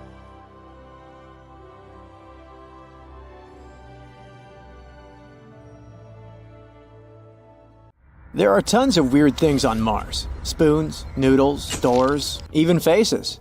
Are they all really just rocks? Besides, it's not the only planet in our solar system full of mysterious things. Let's check them out. Recently, we found a strange thing on Mars that looks like a smooth, spoon-like object. It grabbed everyone's attention after NASA's Curiosity rover spotted it. The rock, with a handle and rounded tip, looks like it's floating in the rover's photo. People on the internet are puzzled about what it might be. Some are joking that it's a Martian's bowling pin, or even a shoehorn left by extraterrestrial creatures. But Andrew Good from NASA says it's not that exciting. Turns out it's just a rock shaped by the wind over a long time. These kinds of rocks with odd shapes are common on Mars. They're called ventifacts. Ventifact is a rock that can get scratched, dented, or smoothed out by tiny particles carried by the wind. You'll usually find these kinds of rocks in dry places where there's not much grass or trees to block the wind, and where there's a lot of sand blowing around. Sometimes, the wind can carve ventifacts into really cool shapes, like the mushroom rocks you can see in the White Desert National Park in Egypt. These rocks look like giant mushrooms because the wind wears away the bottom part faster than the top, making them stand tall and slim. Ventifacts aren't the only cool Martian rocks. Check out this series of surreal spikes protruding from the red surface. NASA's Curiosity rover stumbled upon them while exploring the Gale crater on Mars. They quickly caught everyone's attention. Twisting structures resembling spikes looked like some extraterrestrial doors. Even the SETI Institute, an organization focused on searching for extraterrestrial life, tweeted about the image, referring to it as a cool rock. But in reality, these are just hoodoos. These tall and thin spires occur when hard rock sits atop softer rock layers. Martian spikes are likely cemented fillings of ancient fractures in sedimentary rock, with softer material eroded away over time.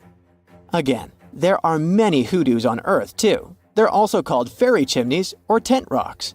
You can find them in places like Utah's Bryce Canyon and the Colorado Plateau. NASA is excited about these weird structures because they can help us learn more about the history of the Gale crater. There was also a rock that looked like a jelly donut. We called this rock Pinnacle Island. It was spotted by NASA's cameras. However, just 4 days earlier, it was nowhere to be seen. So how did it magically disappear? In a very anticlimactic way, it was kicked up by one of Opportunity's wheels as it traversed the Martian terrain. But there's still some mystery surrounding that jelly donut. Analysis revealed that Pinnacle Island contains unusually high levels of sulfur and manganese.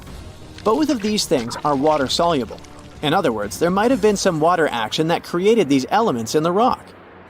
So this tiny thing suddenly caused a lot of drama, and an entire lawsuit against NASA. It claimed that the agency failed to investigate a possible fungus growing on Mars. Jelly donut fungus. But not all our findings are natural. Another puzzling discovery was this thing the Perseverance rover spotted. It's something that looks like tangled spaghetti or string. Just like the donut, this mysterious object showed up in a rover camera image and then vanished from the sandy ground in several days. It turns out that it could be debris from the rover's landing system. Perseverance landed in the Jezero crater in February 2021. It had a rough landing and accidentally scattered debris around. Some of these debris pieces have been showing up in the rover's images for a while now. The string-like object is likely a piece of shredded Dacron netting, which is a type of fiber used in thermal blankets. These blankets help regulate equipment temperatures during the super hot process of landing on Mars. It probably underwent significant unraveling and shredding due to strong forces during the landing. Thermal blankets lost a bunch of stuff back then. For example, this shiny foil piece spotted in June. The rover found it on a rock. What's remarkable is how far some of the debris has traveled. The rover landed about 1.2 miles away from where it's currently exploring. It's probably because the crash threw the debris into the air, and the Martian winds carried it over such a distance. Mars is known for its strong winds, which can move lightweight objects. However, while it's fun to stumble upon them on images, there are concerns about the debris and trash on Mars. We haven't even fixed this problem on Earth, and we're already creating it on Mars. The debris we left on the red planet is already accumulating in an area called Hogwallow Flats. Plus, the debris can accidentally contaminate the sample tubes used for collecting Martian rocks. So far, NASA isn't overly worried about this, but they're keeping a close eye on it to prevent any issues with the rovers. Now, how about not things, but animals? Curiosity caused quite a stir when it captured something that looked like a rat on Mars. Some started speculating that it could be evidence of indigenous Martian life, or even that this rodent was brought along by Curiosity. But the Mars rat, once again, turned out to be just a weird rock. It looked interesting because of the natural processes like wind erosion and mechanical abrasion. We also found some worm-looking things. Curiosity snapped a picture of a formation that looks like worms wriggling across the Martian landscape. Despite its tiny size, this formation stands out with its unique shape and rough texture. It's probably made of durable material resistant to Mars's harsh erosion. And finally, our top mysterious finding is the face on Mars. Cydonia is a region on Mars that has captured both scientific and popular interest. It's located in Mars's northern hemisphere. It lies between heavily cratered regions to the south and relatively smooth plains to the north. There's a theory that the northern plains may have once been ocean beds. Maybe Cydonia was once a coastal zone. This place is full of interesting and beautiful features that tell us a lot about the history of the red planet. But its most interesting feature was the Martian face. This thing gained widespread attention when it was snapped by the Viking 1 orbiter in 1976. Some believed that it was evidence of a long-lost Martian civilization. At first, NASA dismissed it as a trick of light and shadow.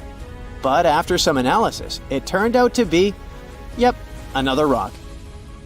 We also saw a face of a bear. It was captured by the high-resolution imaging experiment camera. In an image, we can see a circular fracture pattern that looks like a bear's head, with two craters forming the eyes and a V-shaped collapse structure like the nose. The head likely formed because something heavy settled on top of an old hole in the ground. This hole was filled with either lava or mud. The nose-like feature is speculated to be a volcanic or mud vent. But why do we keep seeing these strange things on Mars? Sometimes our brains can trick us into seeing things like faces or objects in rocks and other things. But these are just illusions called pareidolia. Pareidolia is a psychological phenomenon that makes us see familiar patterns or shapes, especially faces, where none actually exist. It's because the brain encounters something it doesn't recognize or understand right away. It tries to find things that look the most like this one. So it sees random patterns, textures, or sounds as something meaningful and recognizable. That's why a chair and clothes on it seems like a super creepy human-like figure at night. It also causes you to see faces or shapes in clouds, or hear recognizable sounds and even words in random noise. It's a fascinating proof of the power of our perception, but we also should be careful with it and not let our imagination run wild. The red, parched earth under your feet is shaking. Large cracks are opening in the ground, threatening to swallow you. But unlike on Earth, these quakes aren't coming from within the planet. A threat coming from space is triggering them. Scientists have made a shocking discovery about Mars quakes. By using AI and NASA's InSight data, they found out that some of those tremors are caused by meteorite impacts. It means that Mars gets hit 2.5 times more often than we thought, and new craters are forming all the time. But the scariest part is that these impacts don't just shake the ground. They send powerful shock waves deep into the planet, revealing a hidden seismic highway and an unstable interior, unlike anything we imagined. This changes everything we thought we knew about Mars. So now, the big question is, what else is lurking beneath the surface? But let's follow scientists' train of thought first. They took Marsquake data from NASA's InSight lander and compared it with fresh impact craters spotted by the Mars Reconnaissance Orbiter. That's when they discovered that some impacts create a seismic highway through the mantle instead of being absorbed by the crust. Even though NASA shut down InSight in 2022, its data is still precious. The lander, which placed a seismometer on Mars, recorded over 1,300 Marsquakes, some caused by underground rock cracking under heat and pressure, others, apparently, by meteoroids slamming into the surface of the red planet. By studying how seismic waves move through the crust, mantle, and core, scientists keep piecing together Mars's deep structure. In the past, researchers already linked impact craters with seismic data. But these new studies are the first time when a fresh impact has been connected to quakes detected in Cerberus fossae. That's a highly active region 1,000 miles away from InSight. Scientists have discovered this 71-foot-wide crater much farther from NASA's InSight lander than expected, if we consider the strength of the seismic waves it produced. Mars's crust was thought to absorb most of the energy from impacts, which would limit how far seismic waves could travel. But the analysis of this crater revealed that, instead of getting dampened, the waves took a more direct and deeper path through the planet's mantle. This unexpected finding suggests that Mars has a seismic highway, which allows quakes to spread much farther than previously believed. Now, the InSight team will need to reassess their models of Mars' internal composition and structure. And then, we might better understand how impact-generated seismic signals can reach such depths. Manually sorting through the vast amount of data would have taken years. But luckily, these days, there are new tools, and scientists can go from tens of thousands of images to just a few in a matter of days. So, researchers focused on finding craters within approximately 1,800 miles of InSight's location. Their aim was to identify those that formed while the lander's seismometer was active. By comparing before and after images from the context camera over time, they identified 123 fresh craters to cross-reference with InSight's seismic data. Out of those, 49 craters were potential matches for quakes detected by InSight's seismometer. And after conducting some more analysis, the team decided that the 71-foot Cerberus fossae impact crater was the main finding. This discovery is likely to help scientists differentiate between signals from internal quakes and those caused by meteoroid impacts. Initially, they believed that Cerberus fossae produced a lot of high-frequency seismic signals linked to quakes originating inside Mars. But the new data suggests that some of this activity may have been caused by impacts, not internal processes. Another mystery scientists haven't been able to crack for 50 years is why Mars is split into two very different halves. But thanks to recordings of Marsquakes, they may have finally found the answer. Since the 1970s, researchers have known that Mars has two distinct regions. The northern lowlands cover about 2/3 of the planet's northern hemisphere, and the southern highlands make up the rest. The southern highlands sit about 3 miles higher than the northern lowlands, and the crust, the planet's outer layer, like a shell, is thicker in the south. This strange divide is known as the Martian dichotomy. There are two potential explanations for this imbalance. One theory suggests that an unknown internal process within Mars created the difference. The other claims that a massive collision, probably with a moon-sized space rock or several smaller impacts, once reshaped the planet's surface. But Mars' surface is extremely old. That's why pinpointing exactly what happened has been difficult. But now, a new study, published on December 27, 2024, has used Mars quake data from NASA's InSight lander to figure out whether the cause of this difference lies deep inside the planet. InSight was positioned near the boundary between the northern lowlands and southern highlands. Its mission included recording seismic data from Mars quakes, which travel through the planet's mantle, the rock layer beneath the crust. So scientists compared how these waves moved under both lowlands and highlands. They looked for differences in the planet's deep interior. It turns out that the seismic waves lost energy much faster when traveling through the southern highlands. It means that the mantle beneath this region is significantly hotter than in the north.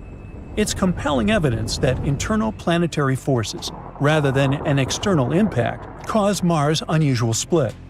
The research team believes that the temperature difference between Mars' two halves can be traced back to ancient tectonic activity. It once shaped the planet, but later stopped. At some point in the past, Mars had moving tectonic plates, like Earth's.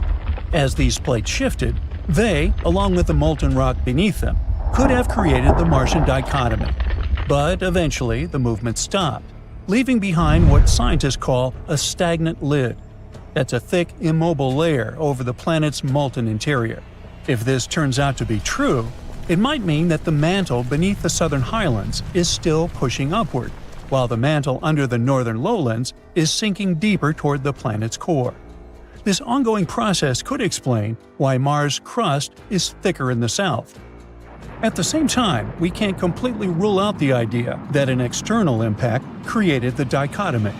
Some recent studies suggest that a giant collision could still be a possible explanation. To solve this mystery for good, scientists will need more Marsquake data and detailed models of how Mars originally formed. By the way, if you ever decide to visit Mars, you might come across the hero of our video today, the InSight lander itself. It was supposed to launch in March 2016, but a problem with one of its instruments caused a delay. It was a vacuum leak in the seismometer. NASA rescheduled the launch for May 2018, and the issue was fixed in the meantime. But this delay increased the total cost from $675 million to $830 million. Still, InSight successfully landed on Mars on November 26, 2018. But over time, dust built up on its solar panels, making it harder to recharge.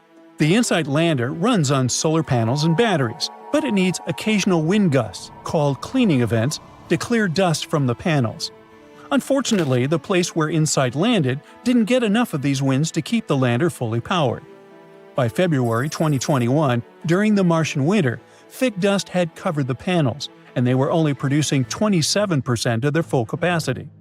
To save power, NASA started putting InSight into hibernation mode, shutting down instruments gradually to keep its electronics warm. They hoped better weather would allow the lander to recharge and wake up by July 2021. In May 2021, the team found a clever way to restore some power by using the lander's arm to move sand onto the panels, helping the wind clean off some of the dust. But eventually, InSight was only generating 1/10 of the power from the sunlight than it did right upon arrival. In July 2022, NASA put it in low power mode to keep detecting Marsquakes. The lander kept operating until December 2022.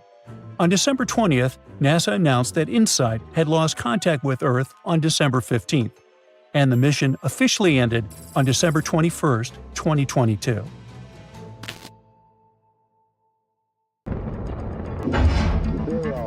And we have liftoff of the Mars Mobile Surveyor as America begins its journey back to the Red Planet. There's a weird structure on Mars, a square, a near-perfect square standing alone in the endless red desert.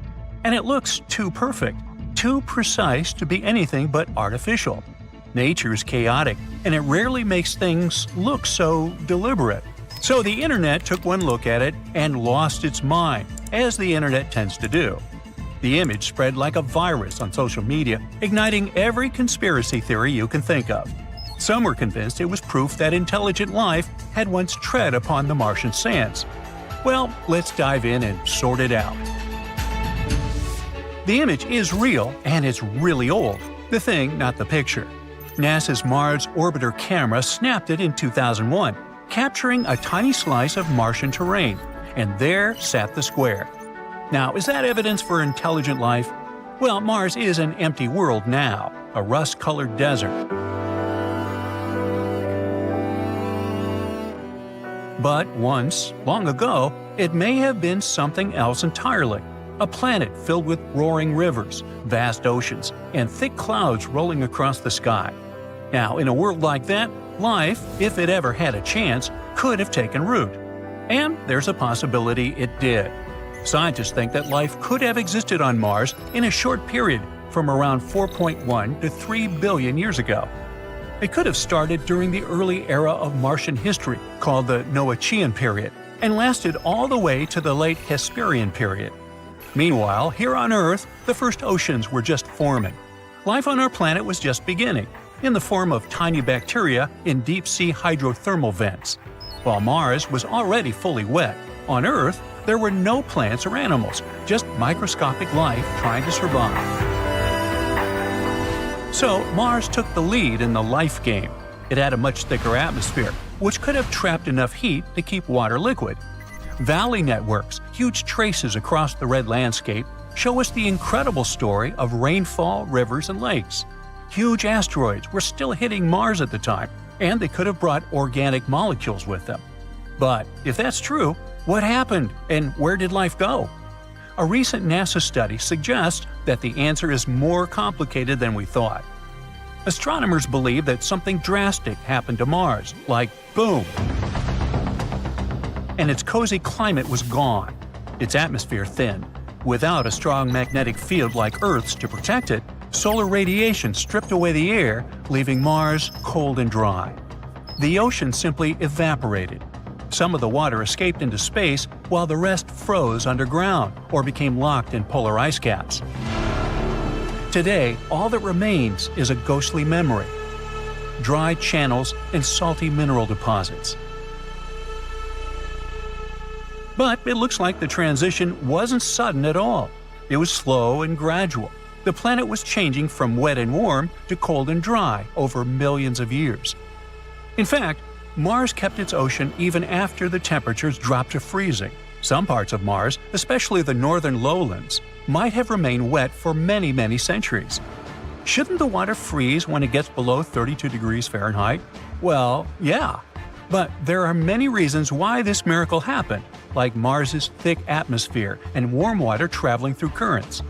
And during that time we mentioned before, from Noachian to the late Hesperian, life could have found a way. Microbes on Earth thrive in some of the harshest places, beneath Antarctic ice, in deep sea vents, in toxic volcanic lakes. Hey, life doesn't care. So these times in Martian history would be amazing for it. But don't be mistaken, Mars was never a paradise. Even during its cozy times, it wasn't as lush and green as we might imagine. In its early days, Mars was something more extreme, something closer to the young Earth. During the Noachian period, it was warm yet wet. Then, the climate shifted into the Hesperian period. Oceans were stretching across the northern lowlands. Temperatures dropped, and snow piled high, forming massive glaciers in the south, transforming the planet into an icy world. Finding microscopic life at that time is possible, but an intelligent civilization? That's less likely. The square that went viral isn't evidence for intelligent life yet, and here's why. First things first, people freak out because nature doesn't make straight lines. But that's not really true. Actually, nature does it all the time. For example, here on Earth, we have the Giant's Causeway in Northern Ireland, a beautiful field of hexagonal basalt columns. These are completely natural. They're formed by volcanic activity. There's also the Devil's Tower in Wyoming. Hey, remember it from the Close Encounters movie in the 80s? That's a symmetrical rock formation, and it was created by erosion. However, if we looked at these things from space, they'd look artificial. So, what is the square? How about a fracture pattern in the rock or some terrain that's broken apart along straight lines due to stress? This happens on Earth all the time when rock expands and contracts over time. And on Mars, the surface is just constantly battered by meteors, winds, and extreme temperature shifts. No wonder rock would get stressed. What happens here is another case of pareidolia.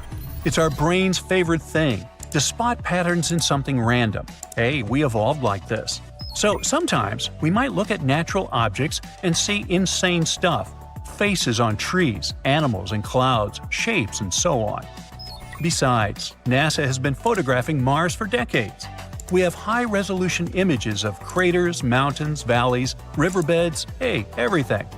Wouldn't an ancient civilization leave us, well, something better than some square-like rock?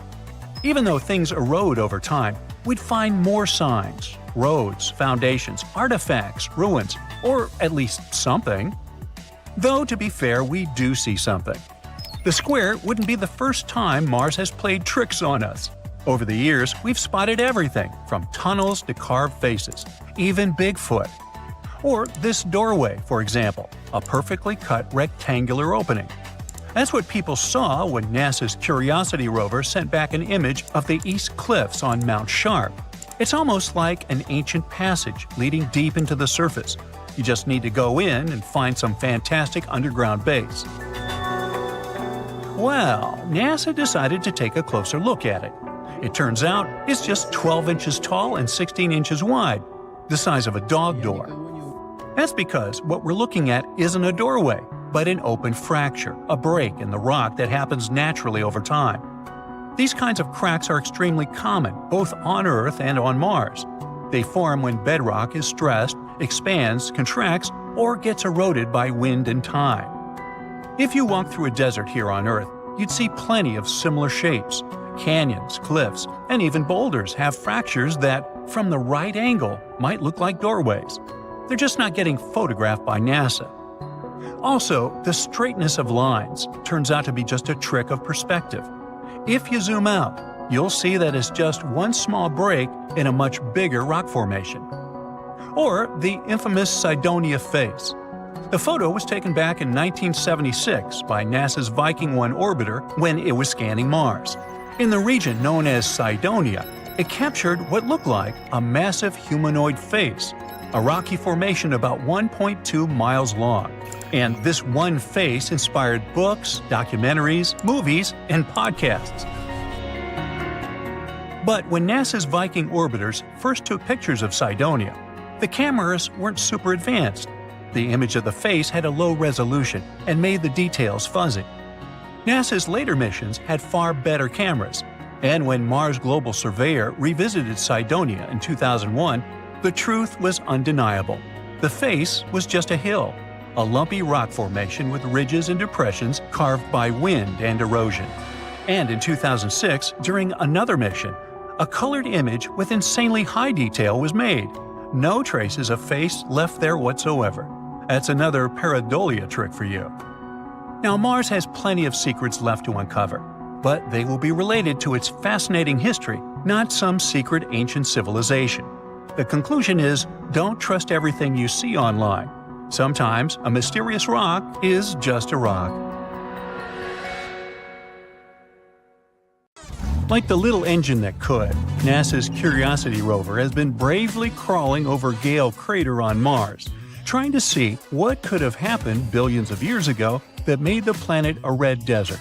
And it looks like it might have finally stumbled upon something. While life seems impossible on Mars now, eons ago, it may have been a world more like Earth, with a thick atmosphere, water, and maybe even life. And it seems things changed just recently. Studies show that just 3 billion years ago, the northern hemisphere of Mars might have hosted a stable ocean. On Earth, the Archean eon was in full swing. Volcanoes were going crazy, and life was taking its first steps. Life was also perhaps taking its first steps on Mars. No, not a frozen wasteland like Antarctica, but in a body of water like an Earth ocean. And this Earth-like climate extended Mars's habitable period by about 500 million years more than we thought before. In other words, there was a 500 million years where it was exactly like Earth, with conditions just right for life to start forming. But then, something happened that changed things forever. The atmosphere thinned, Mars lost its oceans, and became the cold, desolate place we see today. It's been a mystery for a while, but now, curiosity stumbled upon something interesting in the Gale crater, a vast basin on the Martian surface where, billions of years ago, water once flowed freely.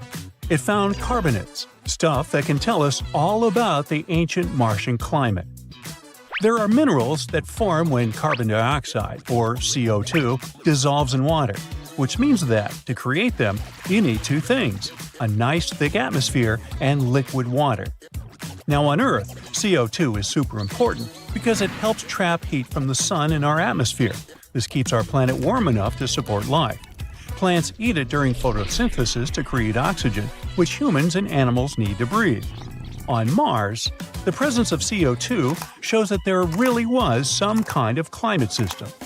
When CO2 starts dissolving in water, it reacts with certain minerals in the ground, like calcium or magnesium, and creates carbonates.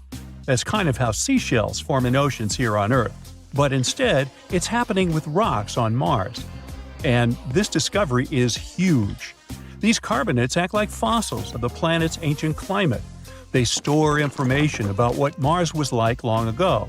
By studying them, scientists can get a peek into Mars' past back in the day when water was present. They can tell us how the Martian atmosphere has changed over time, show whether the atmosphere was warm or cold, or if there was a lot of water around, and what happened to the planet in general. Luckily, Curiosity can study this stuff right there. It has the sample analysis at Mars and tunable laser spectrometer. Those are like Mars's forensic tools. The SAM is a mini lab on wheels, and is capable of heating Martian rock samples to extreme temperatures. There are two ovens that can heat samples to about 1,800 degrees Fahrenheit. This intense heat causes rocks to release gases trapped inside, the ones that are like ancient fingerprints of Mars, atmosphere. Once they're released, the TLS analyzes them in detail, breaking them down to the tiniest parts.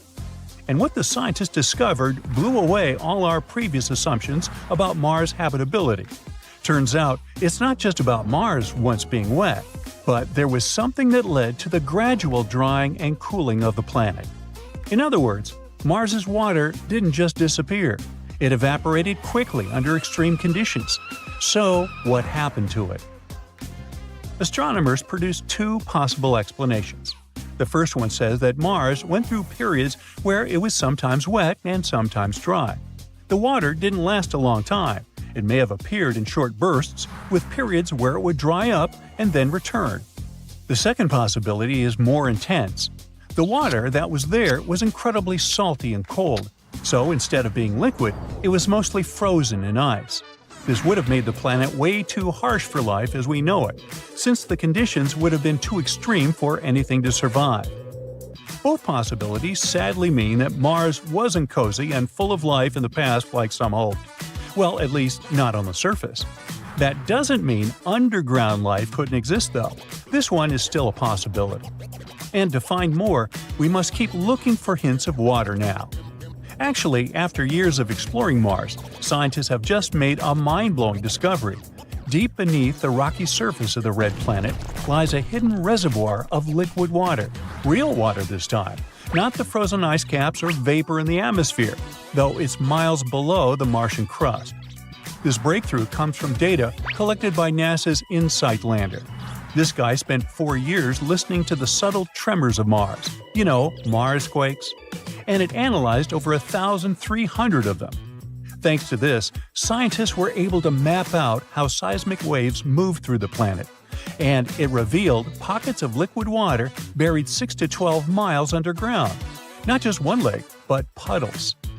So they used the same methods we here on Earth use to find underground water, oil, and gas, and they were able to piece together the Martian underground system.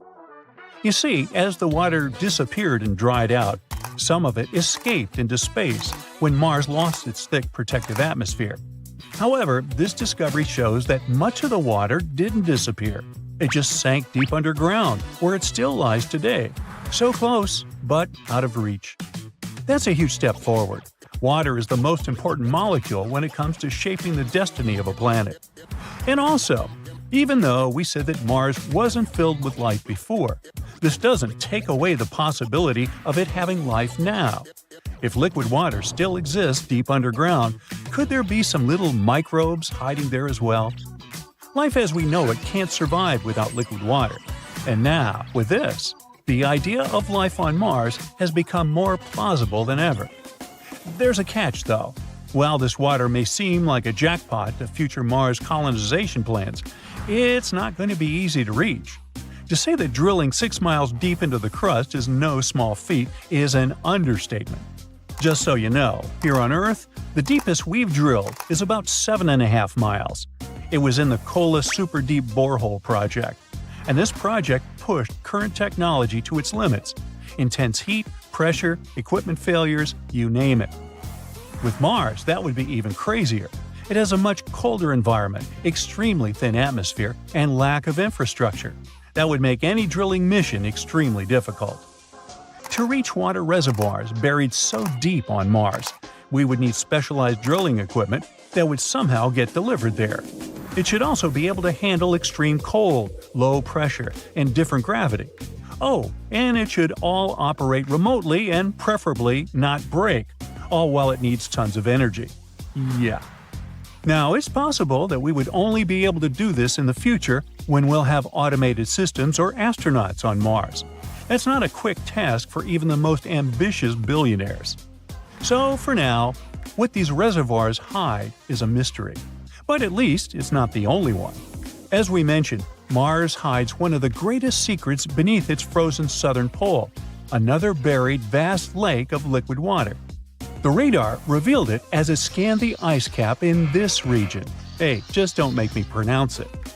Now, it's weird that it managed to stay liquid with such low temperatures. It's probably because of the geothermal heat beneath Mars' surface, and life could be there too. So now they're thinking about probing this lake first. That would be much easier. Curiosity's work is incredible, and it keeps helping us peel back the layers of Mars' ancient climate, giving us new pieces to the puzzle of what happened to our neighbor. And this could help us avoid similar mistakes in the future. It looks like a regular beach, but something sets off an alarm blaring in your head. The sand looks too red. The sun is too bright. The wind is all wrong. It's hard to breathe. And there's no water in the ocean. Well, panic not. It's normal, since you're on Mars. For the longest time, we've seen Mars as a dry, lifeless dust ball, a freezing desert where water exists only as ice or vapor. But new research suggests that billions of years ago, it was a totally different place. And instead of endless dust, it may have had something much more familiar to us: sunny, sandy beaches. Scientists from Penn State, UC Berkeley, and Guangzhou University studied radar data from China's Zhurong rover. It started to roll across Mars in 2021. While exploring the surface of the red planet, it found sloping rock formations that looked strikingly similar to the ones found on Earth's coastlines. Those are called foreshore deposits. They form when waves push sand onto a shoreline. But Zhurong wasn't just taking pretty pictures. It also had ground-penetrating radar, a tool that allowed it to scan deep below the Martian surface as it traveled 1.2 miles between May 2021 and May 2022. And it found something pretty wild: layers of sediment sloping down at a 15-degree angle. This pattern is identical to the ones left behind by waves on Earth. And this wasn't from the wind, volcanoes, or anything else. It just looked like a real beach. And that's actually a big deal. Because if there were waves and tides, there must have been a large body of water. That means Mars may have once had just the right conditions for hosting life. Even after 3.5 billion years, the formations are still incredibly similar to beaches on Earth. So there must have been a time when Mars was much more than just a dusty rock in space. After revealing this shocking news, Zhurong's radar scanned 260 feet deep into the ground, discovering sediment layers. They once formed along a path perpendicular to an ancient shoreline, the one that likely existed 4 billion years ago. At the same time, it might not be all that surprising. Back then, Mars wasn't the dry, frozen wasteland we see today. It had a thicker atmosphere, a warmer climate, and plenty of liquid water. And I'm not even talking about some tiny puddle. Beaches don't form without a massive body of water. For wave to shape the land like this, there had to be rivers flowing into a vast ocean. Powerful currents had to be moving sand around, and water had to stick around for a long time. This couldn't be just a brief wet spell. It was a period where Mars was hydrologically active for millions of years, potentially being a place where life could have thrived. This discovery gives even more weight to one theory. It has been puzzling scientists since the 1970s. That's when NASA's Viking spacecraft snapped images of what looked like a shoreline wrapping around Mars's northern hemisphere. But there was a problem. The shoreline was all over the place, with elevations varying by up to 6 miles. Wow, which is nothing like our flat, mostly consistent shorelines we see on Earth. This difference made scientists doubt that a Martian ocean ever existed. For years, scientists have been trying to crack this mystery. In 2007, they suggested that Mars' rotation actually shifted billions of years ago. As the planet's massive Tharsis volcanic region grew, the planet's spin axis tilted, warping the surface. It could explain why the shoreline is so uneven today. In other words, what once was a flat and level landscape got distorted over time. Interestingly, Mars has been dropping hints about its watery past for years. Curiosity found ancient ripples in Gale Crater. There were signs of a long-gone lake. Perseverance is currently studying a fossilized river delta in Jezero Crater. Now, with Zhurong's evidence of an ancient ocean, it all comes together. Small lakes? Check. Rivers? Check. A massive ocean covering the northern lowlands? Quite possibly. Zhurong's mission wrapped up in May 2022 after dust blocked its solar panels, but future missions could still explore those ancient shoreline deposits. Scientists might send new missions to drill deeper into the ground to retrieve samples. Or we could use better radar to map Mars' subsurface in more detail. There's a real hope to excavate those areas in the future and find even more clues about Mars' past. At the same time, NASA's Perseverance rover is already working hard in Jezero Crater collecting samples. Scientists hope that it will bring them back to Earth in the 2030s. While those won't include samples from the ancient ocean, they could still help us find out more about Mars's wetter history. For now, the discovery of ancient beaches on Mars gives us a peek into a time when the planet might have looked a lot more like Earth, with water, waves, and rivers. Now let's speak about the Perseverance rover that's still working on Mars in more detail. It has a special drill on its arm and uses it to scrape off the dust and top layers of rock, making small 2-inch wide circles in Jezero Crater. Once, one of its cameras took a close-up photo, and the image showed that the rock wasn't smooth. It was made of tiny interlocking crystals. The rover used 2 special tools to analyze the rock's chemistry. The results confirmed that the rock, named Rochette, was volcanic. It meant it formed from lava or magma, not from mud and clay, like scientists had expected from a former lakebed.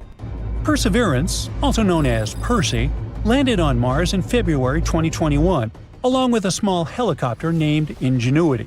It is the most advanced rover ever sent to Mars, following in the footsteps of Curiosity, Spirit, Opportunity, and others. But Percy has a different mission. While older rovers mainly studied Martian rocks and climate, Perseverance is searching for signs of past life. Scientists chose Jezero Crater because it looks like it used to be a lake where tiny life forms could have lived. The rover drills, scrapes, and collects rock samples to study with its science tools. It also saves some samples to bring back to Earth in the future for even closer study. Perseverance has found some surprising things on Mars. Scientists studying the data it sent back have discovered that Jezero Crater has changed a lot over time. Long ago, this area had flowing lava, a lake that lasted for thousands of years, rivers that carried mud and sand, and even massive floods that brought in rocks from far away. It means that Jezero's history is more active and unpredictable than scientists expected. This definitely made it harder to find the sedimentary rocks they were looking for. But it has also revealed new places where ancient life might have existed. Another exciting discovery is that every rock Perseverance has studied so far contains carbon-based materials, the same stuff that life on Earth is built from. NASA's Perseverance rover also carries a special tool called MOXIE, which has managed to make oxygen from the carbon dioxide in Mars' atmosphere for the first time. Over 16 test runs, MOXIE produced about 4 ounces of oxygen. That's enough to keep an astronaut breathing for about 4 hours. It worked even better than expected, making up to 0.42 ounces of oxygen per hour. After running successfully for 2 years, MOXIE completed its final test in September 2023. It brings us one step closer to sending humans to Mars in the future. In any case, back to the discovery of ancient shorelines on Mars. This finding might help us see the red planet with new eyes. Water might have been flowing across its surface for tens of millions of years, carving out lakes, rivers, and even a vast ocean. What else have we misunderstood? Did Martian dinos stroll across the vast green valleys of the planet? Or were those bizarre marine creatures the likes of which we can't even imagine? Well, we don't know yet, but one thing is very likely. Mars had an era of warmth, water, and maybe life. New research suggests that Mars might have all the necessary conditions for the appearance of life. Does it mean aliens could be already waiting for us on the red planet? Let's figure it out. On Mars, there are just the right conditions for photosynthesis beneath dusty ice layers in its mid-latitudes. And photosynthesis, the process used by plants, algae, and cyanobacteria to turn light into chemical energy, requires water and sunlight. On Mars, a thick layer of ice might filter out harmful solar radiation while letting enough light through to enable photosynthesis, creating what researchers call radiative habitable zones. This doesn't mean that, at the moment, life exists or has ever existed on Mars. At the same time, the findings give scientists clues about where to search for potential signs of life. Both Earth and Mars lie within the Sun's habitable zone, where temperatures can support liquid water. But while our planet's surface is covered with huge oceans, Mars appears dry and desolate. Yet evidence from NASA missions like Curiosity and Perseverance suggests it wasn't always this way. Ancient lake beds and river channels show that water flowed on Mars billions of years ago. Today, water exists on Mars primarily as ice, often in surprising locations. Scientists believe Mars lost its liquid water when its magnetic field faded, which led to its atmosphere getting stripped away by solar winds. With little atmosphere left to trap heat, water vapor escaped into space, leaving the surface cold and dry. Without an ozone layer, Mars also faces intense ultraviolet radiation, which destroys the complex molecules essential for life. Mars gets about 30% more harmful UV radiation than Earth. But dusty ice layers could shield potential habitats from this radiation while still letting in enough sunlight for photosynthesis. Using computer simulations, researchers found that dust within Martian ice could cause it to melt from below, forming thin layers of liquid water. These pockets could be shielded from evaporation by the overlying ice, creating the two essential ingredients for photosynthesis: water and sunlight. Past studies also suggest that even small amounts of dust, less than 1%, in dense Martian snow, can enable melting in mid-latitudes. Observations of exposed dusty ice near Martian gullies also support the idea that these conditions could form shallow liquid water layers under the surface. At the same time, the amount of dust in the ice plays a critical role. Ice with too much dust blocks sunlight, while ice with just the right amount, from 0.01 to 0.1%, can create habitable zones at depths of 2 to 15 inches. Cleaner ice could allow these zones to form deeper, between 7 and 10 feet. As for Mars's polar regions, even though they're rich in ice, they are likely too cold for this melting to occur, making mid-latitudes a more promising target. Interestingly, similar habitats exist on Earth, providing an analog for what might happen on Mars. On Earth, cryoconite holes form when dust and sediment heat ice surfaces, melting them enough to create pockets of liquid water beneath. These translucent ice layers allow sunlight to go through, and researchers have discovered microorganisms living in these shallow subsurface environments. While they go dormant in winter, when sunlight returns in the summer, it reactivates these tiny ecosystems. While this research doesn't confirm the existence of life on Mars per se, it does open up new avenues for exploration. Understanding how dusty ice interacts with sunlight and melts could help identify potential habitable zones on the red planet. The research team is planning to refine their simulations to better pinpoint where and when melting might occur on Mars. They're also recreating these conditions in the lab to study them in greater detail. This work could provide important insights for future missions looking for signs of life on Mars. Mars has long been a source of mystery and fascination, with numerous anomalies discovered on its surface that challenge conventional explanations. Among the most intriguing is a square-shaped formation captured by the Mars Global Surveyor's orbiter camera. This unusual structure, visible in an image available through Arizona State University's Mars Image Explorer, has sparked intense debate among researchers and enthusiasts alike. Many believe that this geometric formation, along with other peculiar structures on Mars, warrants further investigation as it could potentially reveal artificial or unknown processes shaping the Martian landscape.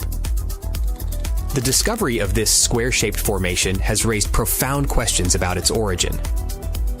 Unlike the chaotic natural formations typically seen on Mars, this structure exhibits a level of symmetry and geometric precision rarely found in nature.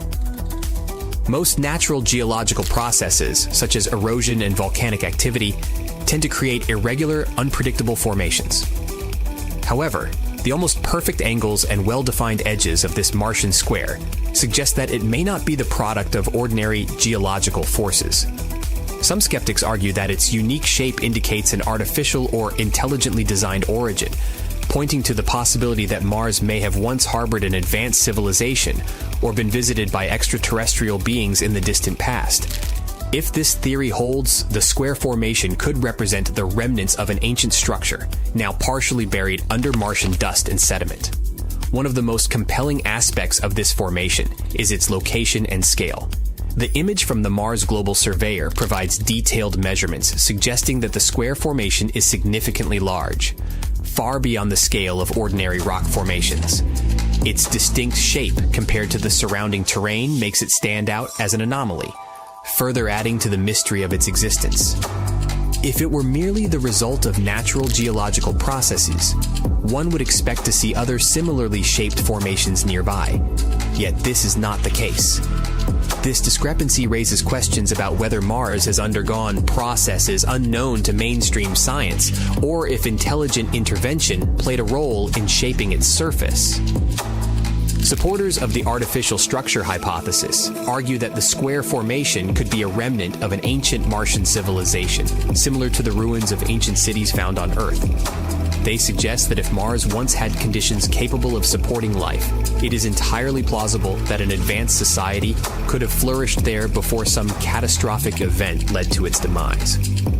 Given the evidence of past water activity and the possibility of an ancient atmosphere, this theory is not as far-fetched as it might seem. If Mars did indeed host intelligent life in the distant past, structures like the square formation could be key to understanding the history of the planet and the fate of its inhabitants. Another possibility is that the square formation may be linked to extraterrestrial visitors. Some researchers speculate that Mars may have been used as a base or an outpost by non-human intelligences at some point in history. The precision of the square shape and its distinct edges lend credibility to the idea that it may have been deliberately constructed rather than formed through random geological processes. If true, this would suggest that Mars has played a far more significant role in interstellar history than previously thought. NASA and other space agencies have largely remained silent on the implications of these formations, often dismissing them as natural rock formations or imaging artifacts. However, this stance has not deterred independent researchers and analysts from continuing to investigate. With the increasing availability of high-resolution images from Mars rovers and orbiters, more anomalies are being identified, adding to the growing body of evidence suggesting Mars may not be the barren, lifeless world it is often portrayed to be. The presence of geometric formations on Mars raises profound questions about our understanding of planetary science and history. If the square formation is indeed artificial, It could revolutionize our understanding of Mars and the possibility of extraterrestrial intelligence. Despite skepticism from mainstream scientific circles, the demand for further study of these formations continues to grow. Many argue that future missions to Mars should prioritize the exploration of these anomalies using advanced technology to determine whether they are truly artificial in nature. With human missions to Mars on the horizon, the opportunity to investigate these structures up close may soon become a reality. If we are to uncover the true nature of Mars, we must be open to the possibility that what we find there could change everything we thought we knew about the universe. The square-shaped formation on Mars remains one of the most intriguing and unexplained discoveries in planetary exploration. Its geometric precision and distinct appearance challenge traditional explanations and fuel speculation about its possible artificial origins. Whether it is evidence of an ancient civilization, a remnant of extraterrestrial visitors, or a geological anomaly unlike any seen before, this formation demands further study. As humanity continues to explore the cosmos, we may one day uncover the truth about Mars and the mysterious structures that lie on its surface, revealing secrets that have been hidden for millennia. You must have heard that humans were supposed to fly to Mars within the next 10 to 20 years, but now the mission seems to be at risk. A new study has revealed the dramatic effects that such a journey can have on the human body, and because of that, the entire planet is now at risk. Samples from over 40 missions, which involve both mice and humans, have shown that the conditions in space are likely to have an even more negative influence on our bodies than we thought. Both NASA and SpaceX are planning to send crewed missions to Mars in the coming decades, but new findings might put an end to these projects. Researchers at University College London have discovered that microgravity and galactic radiation in space cause serious health risks, and they become more and more pressing the longer someone is exposed to these conditions. Surprisingly, the body part at the highest risk is the kidneys. The research has shown that after less than a month in space, some parts of the kidneys show visible signs of shrinking. So before we go all the way to Mars, we'll need to develop measures to protect the kidneys and other parts of the body. This will allow astronauts who will take part of this mission to avoid irreversible damage to their health, which in turn means that future missions to Mars haven't been completely ruled out yet. The author of the study, Dr. Keith Sue, mentioned that they already knew about the issues that astronauts had after short space missions, like kidney stones for example, but they still don't know why such problems occur or what is going to happen to astronauts on much longer space flights, such as the planned mission to Mars. If they don't manage to develop new methods to protect the kidneys, astronauts who will eventually reach the red planet might need serious kidney treatment already on their way back. Unfortunately, the effects of radiation damage on kidneys appear pretty late. By the time they become apparent, it might be too late to prevent a kidney failure. This can be catastrophic, not only for the astronauts, but also for the entire mission's chances of success. Meanwhile, an astronaut on Mars is likely to receive up to 700 more daily radiation doses than those we get on our home planet. The Earth's magnetic field and atmosphere protect people from the non-stop bombardment of cosmic rays. These energetic particles travel close to the speed of light and can easily penetrate the human body. In space, astronauts aren't protected against this radiation as effectively as on Earth, which can increase the risk of many serious health issues during long missions. Damage to the human body can extend to the brain, heart, eyes, and central nervous system. Physicists studying cosmic radiation explain that one day in space is equivalent to the amount of radiation one receives on Earth for a whole year. Moreover, most of the changes in the genes of the astronauts are likely to be the result of radiation exposure. That's what a recent NASA's twin study claims. It has shown DNA damage in astronaut Scott Kelly compared to his identical twin and fellow astronaut Mark Kelly, who remained on our planet. Another source of space radiation are the unpredictable solar particle events. They deliver high doses of radiation in short periods of time, which can lead to radiation sickness if astronauts don't take special protective measures. Even space flights orbiting close to the Earth, including the International Space Station, have highly adverse health effects. These days, research communities are focused on musculoskeletal, neurological, ocular, and cardiovascular degeneration, and these issues can appear as soon as a few weeks into a mission. At the same time, the effects of low Earth orbit flights are less clear when we talk about other organs.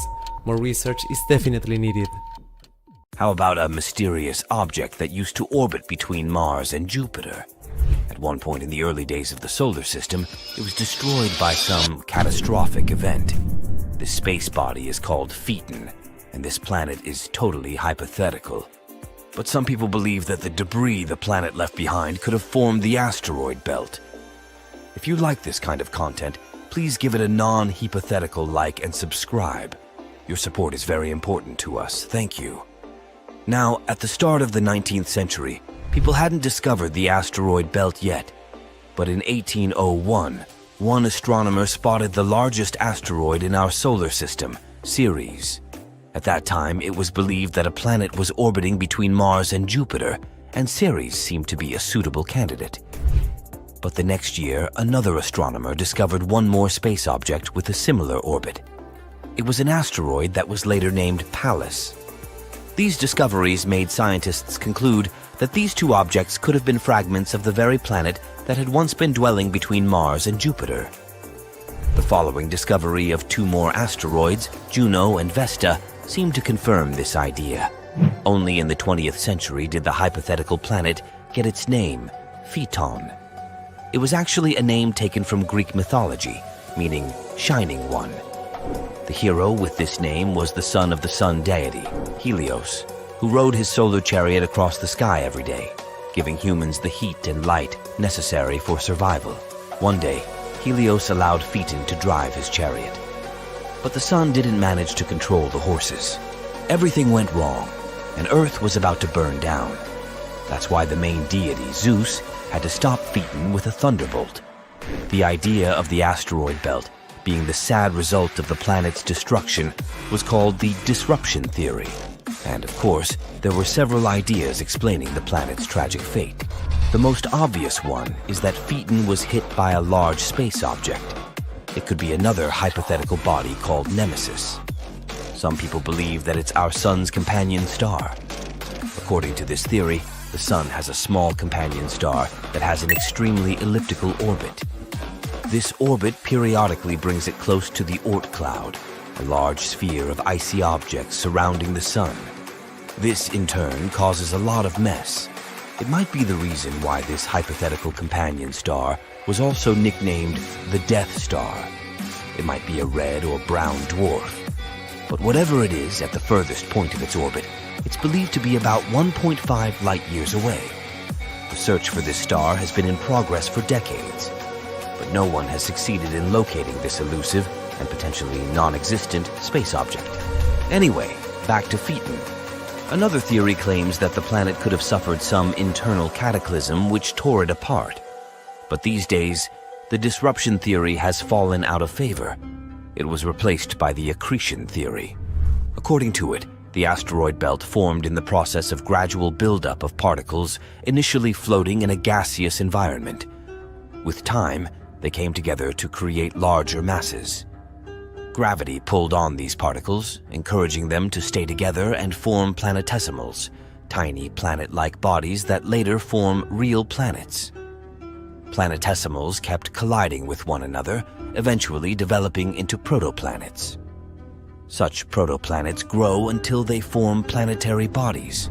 As the mass of objects increases, the gravitational forces acting between particles become stronger too, continuing to build gas, dust, and ice within the nebular disk. It all has a snowball effect where the increase in mass results in more particles getting involved in the process.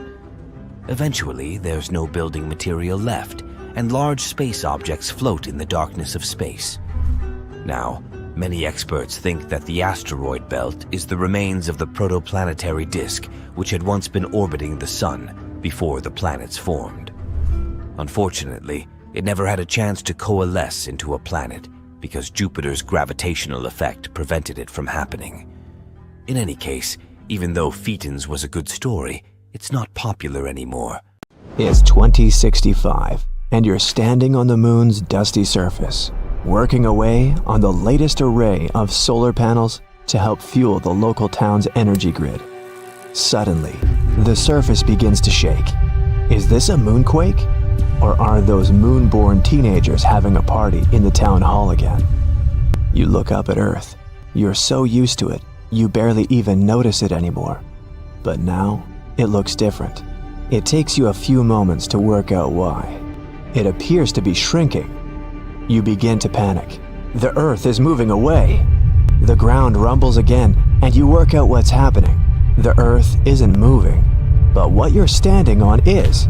The moon has broken off its orbit and it's heading out into deep space.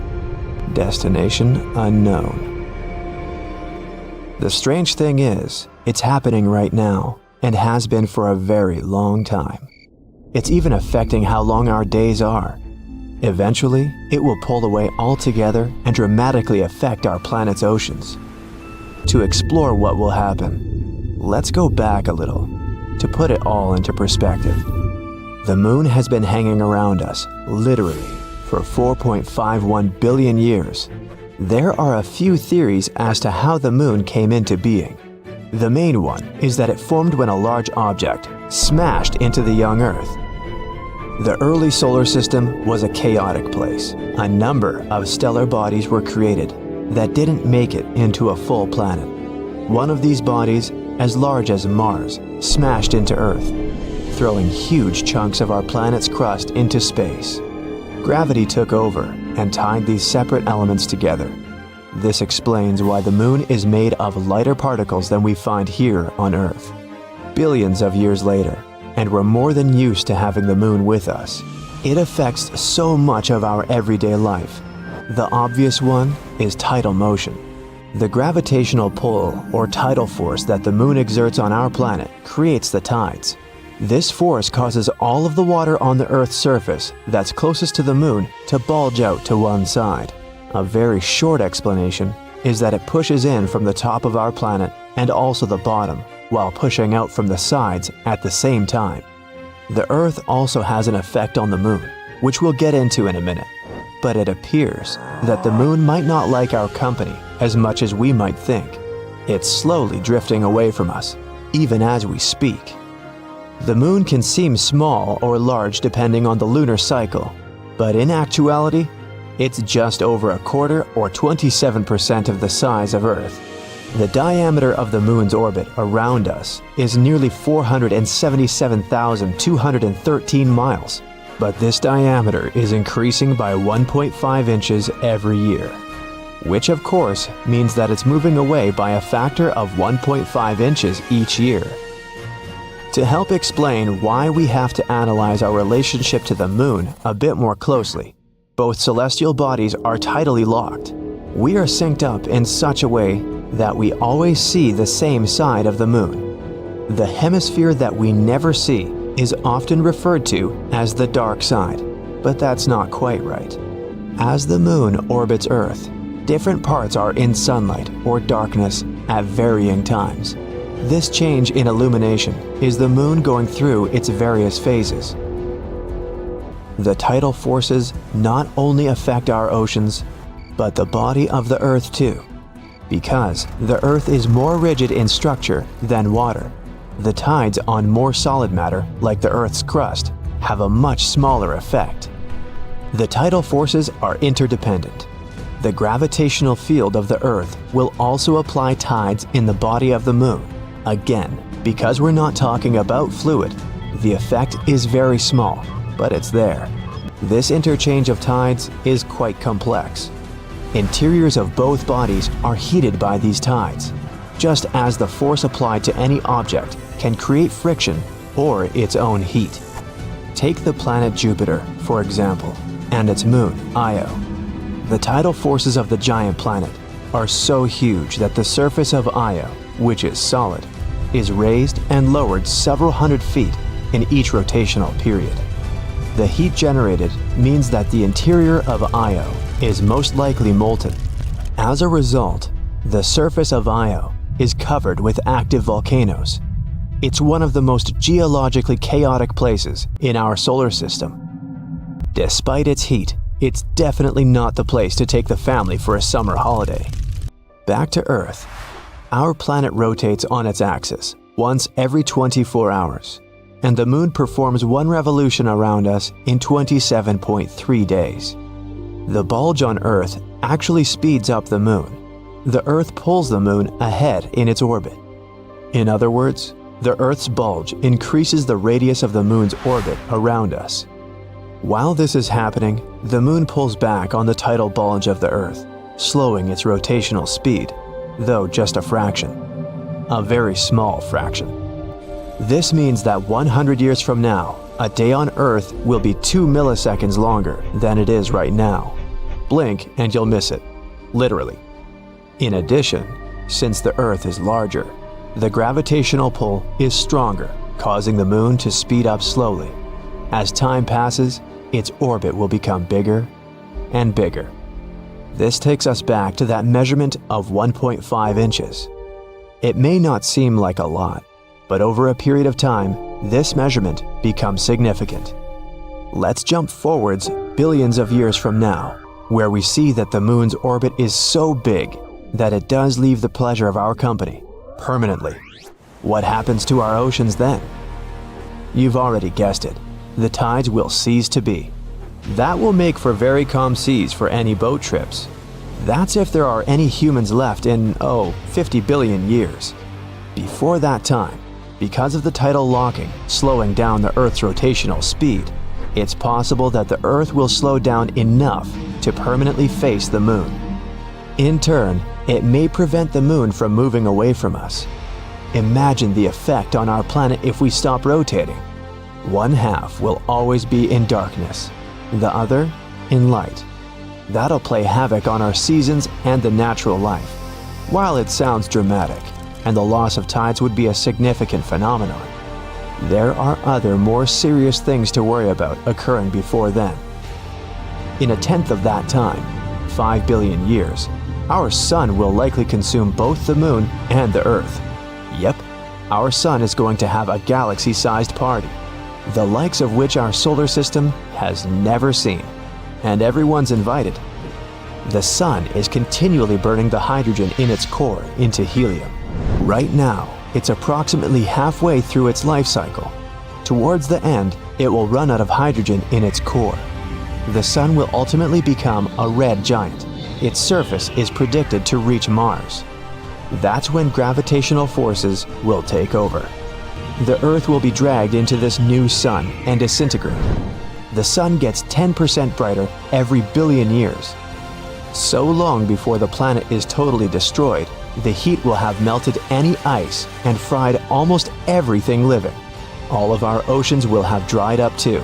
So, while the planet has a 5 billion year life cycle yet, everything living on it may only have a billion. To recap, the Moon may move from the Earth, but the Sun will have wiped out both long before the tides are halted. Let's steer away from that hot object and return to that sibling-like relationship of the Moon and Earth. The fact that the Moon has the same rotational period as the orbital period of both the Earth and the Moon is no coincidence. Over billions of years, the tidal coupling of the two has led to the synchronization we know today, and yet it's still evolving. The Earth is slowing its rotational period. Eventually, it will match that of the Moon, and they will be exact. And as I mentioned before, the days on Earth will become longer as well, by 2 milliseconds every century. To have a significant impact, it will take many thousands of years. However, it's nice to think that both the Earth and the Moon affect each other in many powerful and beneficial ways. It's almost like they're simply hanging out together, like a couple of old intergalactic buddies. Under your feet, the Moon is pulsing. You feel danger with every pore of your body. The lifeless satellite, or so you thought, stays still for a second before knocking you down to the ground with a powerful tremor. Is it a moonquake?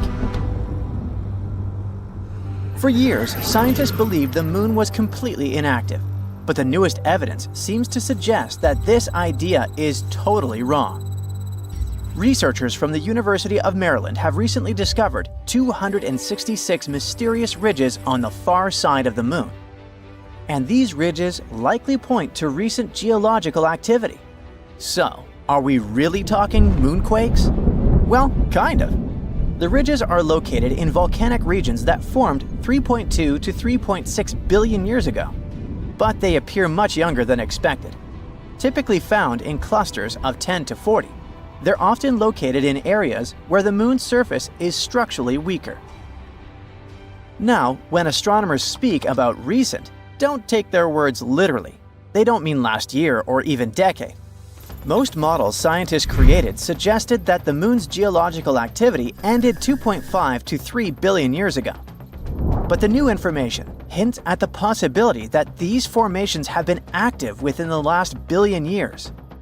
Some of the smaller ridges seem to have formed as recently as 200 million years ago, and that is considered relatively young on the moon's timescale. It means that the moon may still be experiencing geological changes today. These discoveries kinda challenge our understanding of the moon's history and evolution.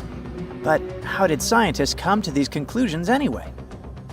Researchers from the University of Maryland and the Smithsonian Institution used crater counting to estimate the age of lunar ridges. It works like this. Surfaces with fewer craters are younger, and the more craters some region has, the older it is.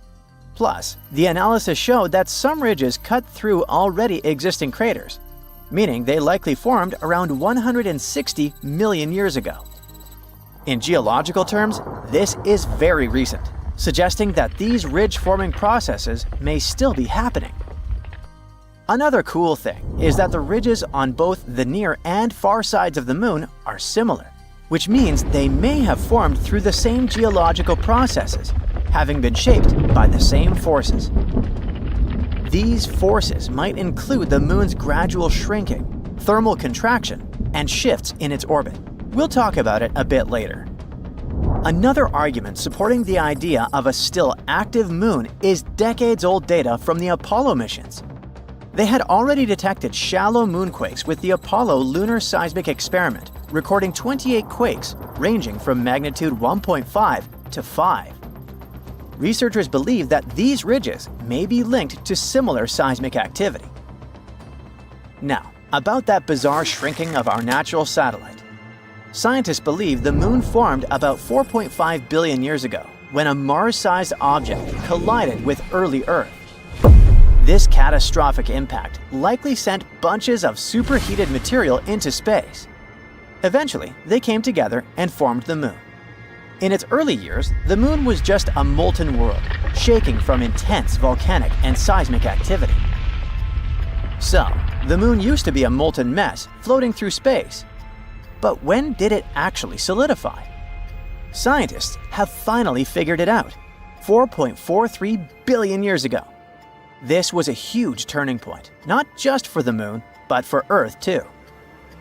After all, the giant impact that formed the moon might have also been the final blow that made Earth stable enough to support life. In any case, billions of years passed. The moon gradually cooled and contracted. And now look at this modern-day rocky sphere illuminating our nights. But the moon isn't completely rigid yet. It still keeps cooling. And this slow cooling of its core might be one possible reason for the moon's continued activity. As it cools, the moon's interior contracts, which leads to cracks and shifts in the crust. One of the clearest signs of this contraction is found in the lunar maria. See these large, dark patches on the moon? Those are called maria, areas formed when lava filled ancient asteroid impact craters and then solidified. Then, over time, the cooling and contracting crust created these wrinkle ridges. Another factor of the ongoing geological activity could be the moon's gravitational interactions with Earth. Such non-stop powerful interactions likely create surface stress and trigger tectonic movements. It's all good and exciting, but can this activity on the moon actually affect humans? In a sense, it can. The moon has long been seen as a stable place for future bases and resource extraction. But the discovery of this ongoing geological activity is pretty worrying. If the surface is still shifting, future settlements, infrastructure, and mining operations could face serious risks. That's why, at the moment, we need seismometers and ground-penetrating radars to better understand these movements.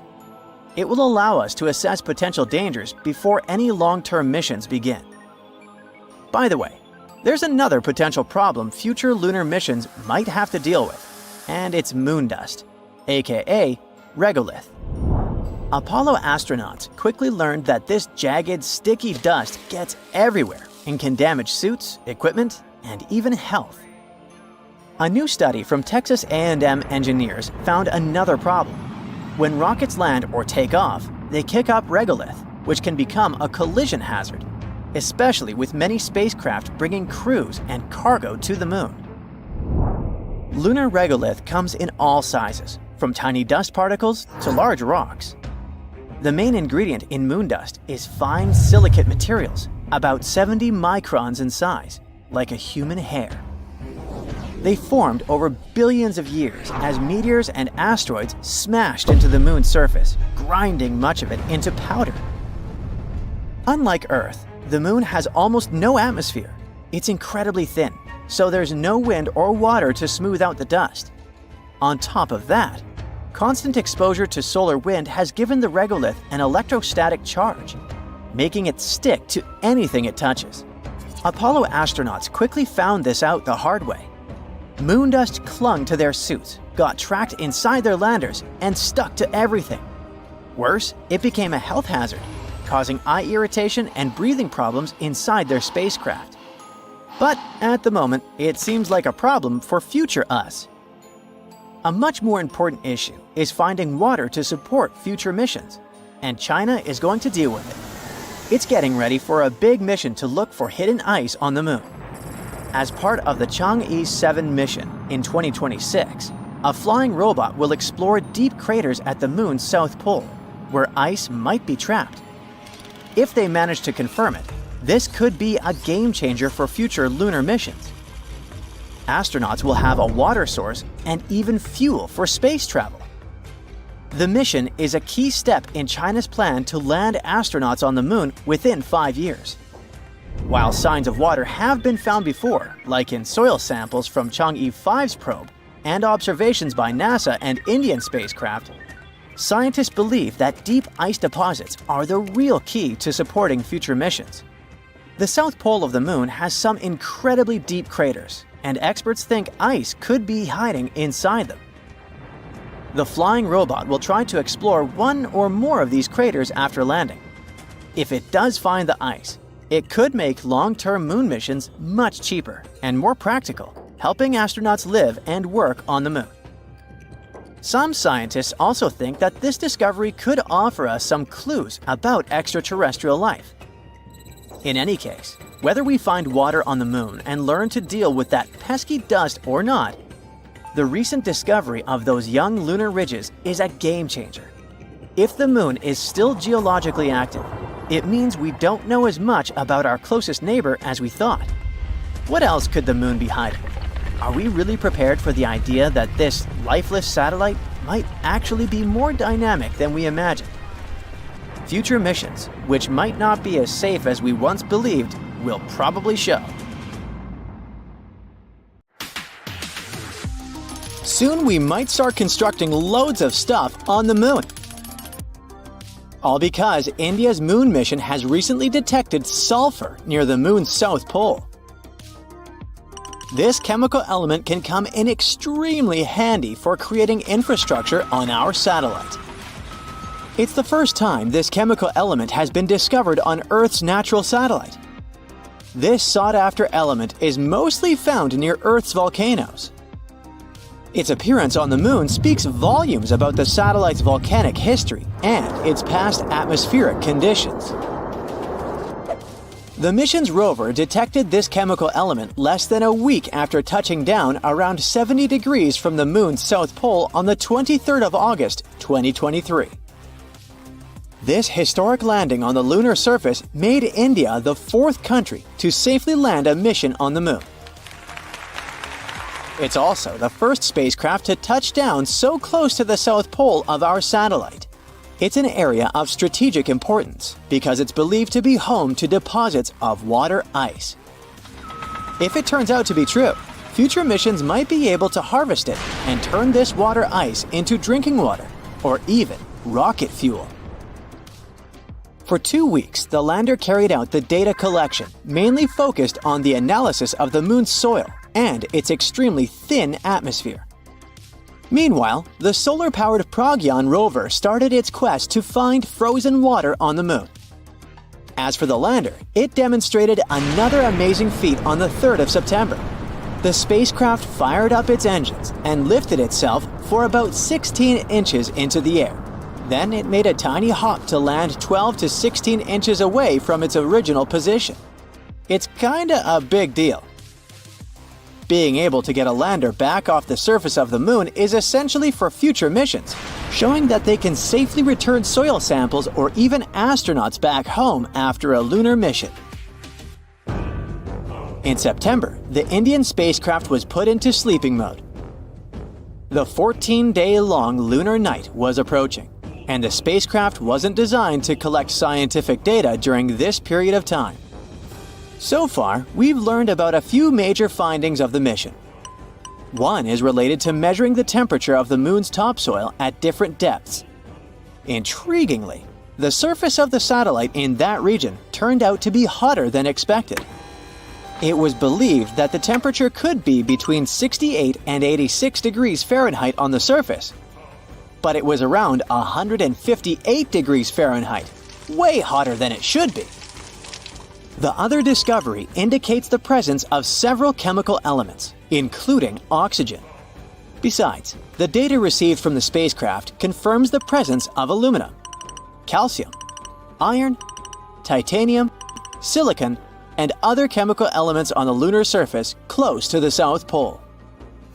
The rover also used special instruments designed to measure quakes and rumbles beneath the lunar surface to detect some seismic activity. It brings us back to the sulfur detected thanks to the rover's spectroscope. Scientists are currently working on figuring out whether this element formed on the surface in a natural way or whether it's the result of volcanic activity or a meteor strike. Another astonishing thing found on the moon is a rock, and it may be the oldest known Earth rock. A 0.7-inch wide chip included in a large rock collection brought to our planet by Apollo astronauts might actually be a 4-billion-year-old fragment of Earth. This finding could help us paint a better picture of the intense pounding early Earth got at the dawn of its life. It could go like this. Soon after the rock formed, an asteroid impact might have blasted it from Earth. At that time, our planet's satellite was 3 times closer to Earth than it is today. The collision was so powerful that this chunk of terrestrial rock found its way to the moon. Later, this fragment got engulfed in a lunar breccia, a motley kind of rock. Eventually, the rock was brought back home to Earth by Apollo 14 astronauts. Even though scientists had found meteorites coming from Mars and the moon before, it was the first time a rock from the moon turned out to be a terrestrial meteorite. They also found out that the rock had formed in a water-rich environment at temperatures and pressures corresponding to those at around 12 miles beneath the surface of our planet. In 2019, China's Chang'e 4 mission made history by landing on the far side of the moon. The mission's rover helped researchers visualize structures hidden deep below the surface of the satellite, revealing billions of years of lunar history. The Yutu-2 rover made this discovery with the help of its lunar penetrating radar. It imaged deep into the moon's surface and listened to echoes of sound bouncing back off structures hidden from view under the surface of the moon. It turned out those structures were resting at depths of almost 1,000 feet. The research suggests that the first 130 feet under the surface are made up of layers of dust, soil, and rocks. The instruments also discovered a concealed crater that must have formed after a large object slammed into the moon's surface. Long, long ago, ancient lava was likely to be flowing deep underground. Researchers believe that the broken rocks around the formation might be debris produced by the impact. They also found that the volcanic rock layers were thinner the closer they were to the surface. Such a thickness variation of lava flows might mean a decrease in the number and magnitude of eruptions over time. So, lunar volcanic activity gradually dwindled since the moon's formation around 4.5 billion years ago. On the far side of the moon, there is one of the largest and oldest impact craters in our solar system, the South Pole Aitken Basin. Unfortunately, from Earth, you can only see its outer rim, which looks like a huge chain of mountains. It's a ginormous 8-mile deep dent, stretching for more than 1,500 miles in diameter and covering 1/4 of the Moon's surface. Astronomers are sure that this crater appeared when an asteroid collided with the Moon around 4 billion years ago. And now, look at this gigantic chunk of metal the size of 4 states of Connecticut. As for its weight in pounds, it's enough to say that the number contains 18 zeros. This mysterious mass is hidden about 180 miles under the Moon's surface, somewhere in the middle of the South Pole Aitken Basin. It was discovered when GRAIL, which stands for NASA's Gravity Recovery and Interior Laboratory Mission, gathered data about our natural satellite. When examining this information, scientists noticed that in one place on the Moon's surface, there was a weird change in gravity. After researching this phenomenon, they concluded that something mysterious was weighing down the basin floor there. So far, researchers haven't figured out the origin of the bizarre lump, but there are several theories. One of them claims that the finding is a chunk of dense oxide, which appeared when the Moon was just taking its shape. At that time, the satellite was still covered with ancient oceans of magma, and the lump could be formed at the final stages of its cooling.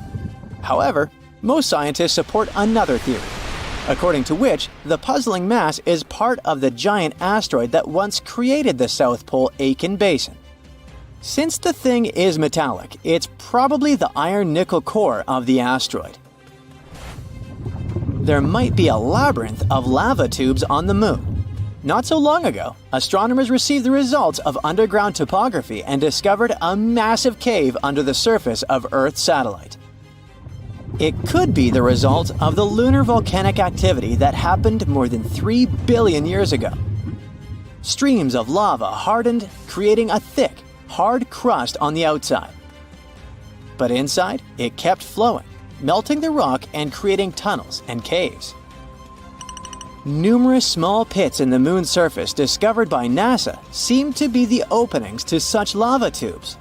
If this theory is confirmed, the underground tunnels might serve not only as a convenient location for human-crewed space missions, but also as much-needed water sources for astronauts.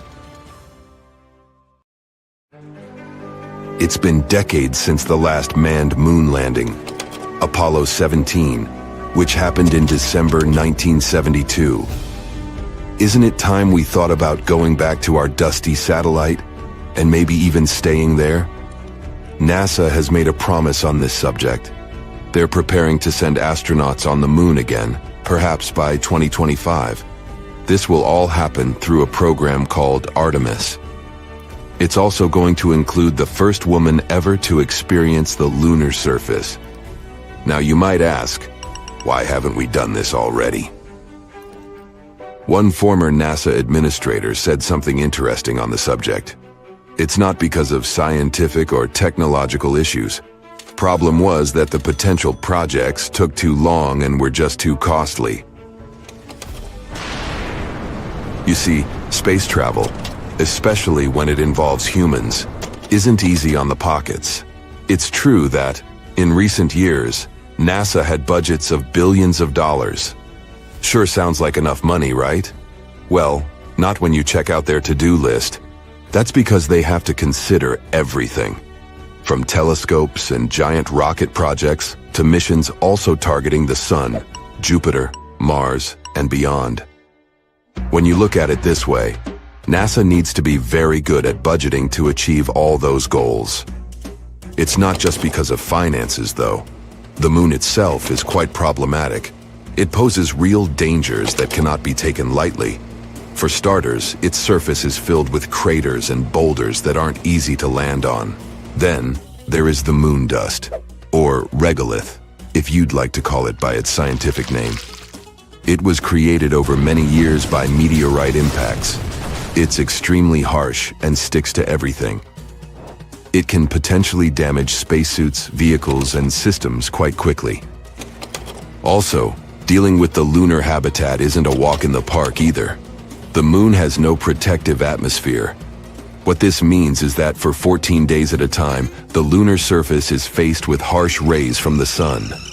That period is followed by another 2 weeks of total darkness. All these changes create extreme temperatures, which us humans are not really accustomed to. There are solutions, don't worry. NASA is working on dust and sun-resistant spacesuits and vehicles. They're even developing a system that might supply electricity during those lunar nights.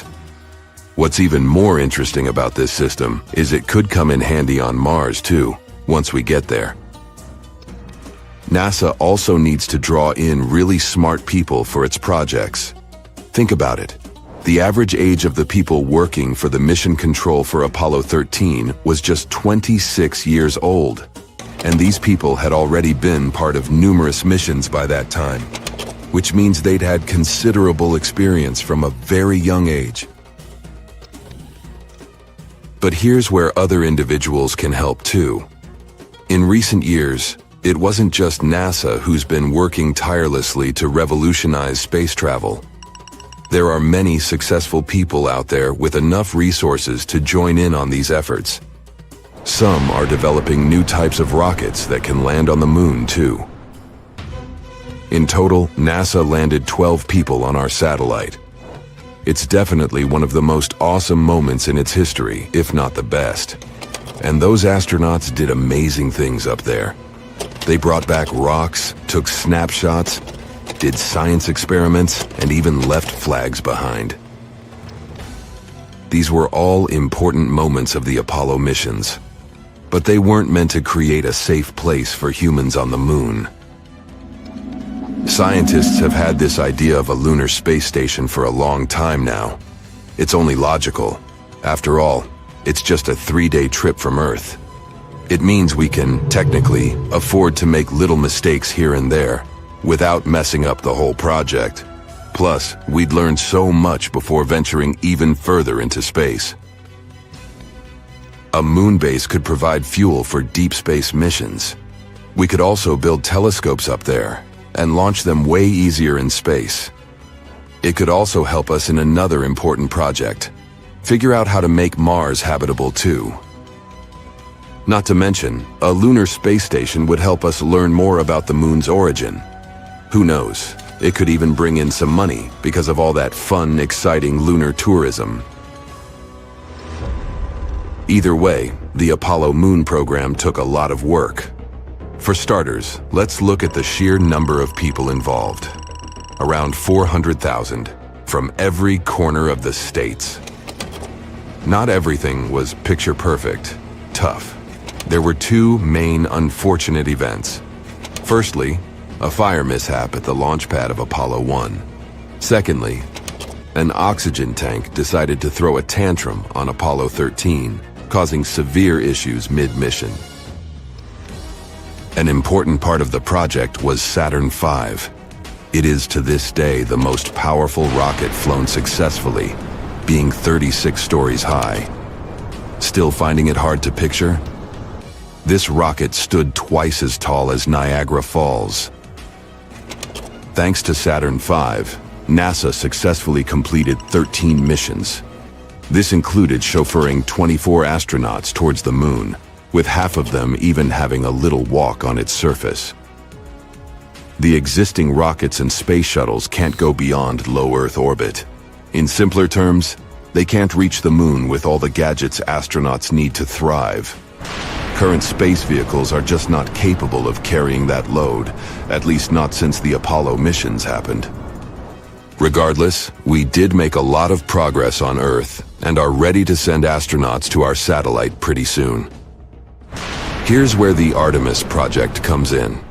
It's a program overseen by NASA. And to make sure it all goes well, NASA previously launched Orion, a spacecraft with no crew on board to orbit the moon and return to Earth. Think of it as an automated test drive. Before we actually send people out there again, we need to make sure all the devices work properly. One day, Orion will be the vehicle that will take astronauts to the moon again. It features a launch abort system to keep astronauts safe in case something bad happens during launch. It also has a service module, which is the powerhouse that fuels and propels Orion and keeps astronauts alive with water, oxygen, power, and temperature control. All these future projects make one wonder, what will life on the moon be like anyway? We can only use our imagination for now. Some say we'll be living in homes straight out of a fairy tale, something like a cozy hobbit hole. Living underground on the moon might be a must. That's due to the scorching temperatures and the lack of oxygen. If you add meteorite threats and the non-stop radiation, it's no wonder we can't just walk on its surface.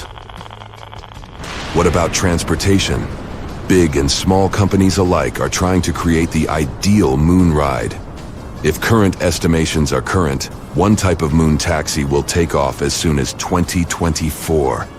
Unlike our current rockets, these space taxis won't have to deal with the harsh conditions of re-entering Earth's atmosphere. It will be easier for them to make multiple round trips. To support our lunar living, we'll need to have a special area for space taxis to safely take off and land. Think of it as a landing pad on a firm, flat stretch of moon surface, protected by walls to shield against moon dust. Moving around on the moon's surface will be made easier too. The next generation vehicles we're talking about will have their own controlled environment, which means you won't need a spacesuit while inside. Should feel like stepping out of your space ride for a bit. Then of course, you'll need to put on your spacesuit. All right. So we've got our homes and our rides sorted. But what about fuel? That's where the moon throws us a lifeline. The moon's lighter gravity means we don't need as much power to escape its pull. Plus, the moon has ice, and that's super handy. We might be able to convert this ice into rocket fuel. We'll need dedicated space gadgets to help gather this ice. One such tool is called Trident. It's like a drill, perfect for digging into the icy moon surface. Additional robotic helpers would then turn this ice into fuel and deliver it to a space gas station. If this works, rockets on their way to Mars could stop by for a quick fuel top-up before continuing their journey. The moon has always been a source of wonder, myth, and mystery. It lights up our nights, controls the tides, and marks the rhythms of time. But what if the moon isn't what it seems? What if this familiar, glowing orb in the sky is not a natural object at all, but a hollow, perhaps even artificial construct? That's the central idea behind the hollow moon theory. A concept that blends science fiction with ancient lore, and dares to question everything we think we know about Earth's closest celestial neighbor. Let's explore the bizarre clues and strange stories that fuel this unsettling possibility. During the Apollo missions in the late 1960s and early 1970s, NASA astronauts left behind scientific instruments, including seismometers. In 1969, the Apollo 12 crew intentionally crashed a portion of their spacecraft onto the lunar surface. The result shocked mission control. The moon reverberated for over 50 minutes. Scientists said it rang like a bell. This was not a one-time event. Later impacts during Apollo 13 and 14 produced similar results. Long-lasting, deep seismic vibrations that were unlike anything observed on Earth. Some theorists argue that this behavior could be a sign that the moon is hollow or has vast inner cavities. After all, nothing on Earth behaves that way unless it's mostly empty inside. NASA's explanation is more conservative. The moon has a dry, rigid crust with little water content, which allows seismic waves to travel much farther than they would through Earth's moist, fractured interior. Still, the Bell effect remains one of the strangest lunar anomalies on record. In many ancient cultures, there are legends of a time when there was no moon. Aristotle mentioned that the Pelasgians, the ancient people of Arcadia, lived before there was a moon in the heavens. The Zulu people of Africa tell stories of two brothers, Wawane and Mpanko, who brought the moon to Earth, an artificial object, hollow and controlled, which changed the weather and caused great floods. Ancient Sumerian texts also hint at a celestial object that arrived unexpectedly in the sky. These accounts span multiple continents and civilizations, alluding to a world that once turned without a moon. Are these myths simply poetic metaphors? Or could they be distant memories of real events passed down in the only language available to ancient humans, myth and story?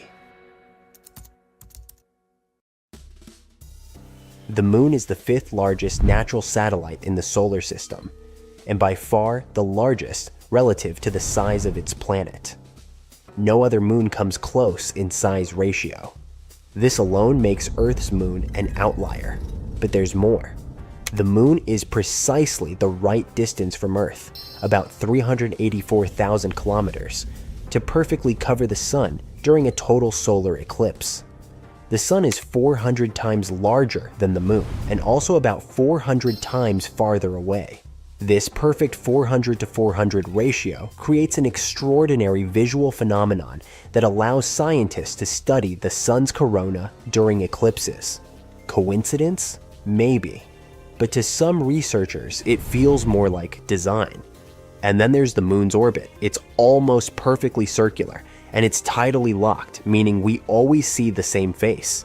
We never see the far side of the moon from Earth, unless we send spacecraft around it. Why does this object behave so precisely? Is it a natural product of gravitational forces? Or something else? In 1970, Soviet scientists Mikhail Vasin and Alexander Sherbakov published a radical paper titled, "Is the Moon the Creation of Alien Intelligence?" They suggested that the moon may be a colossal, ancient spaceship, an alien construct disguised as a natural satellite. According to their hypothesis, the moon might have a metallic outer shell with an inner structure that once supported machinery, life, or monitoring equipment. They compared it to a planet-sized arc that could travel between star systems. While their paper was largely dismissed in the West, it planted the seed for countless other theories. Could the moon be a derelict alien spacecraft? Long abandoned, perhaps watching us still?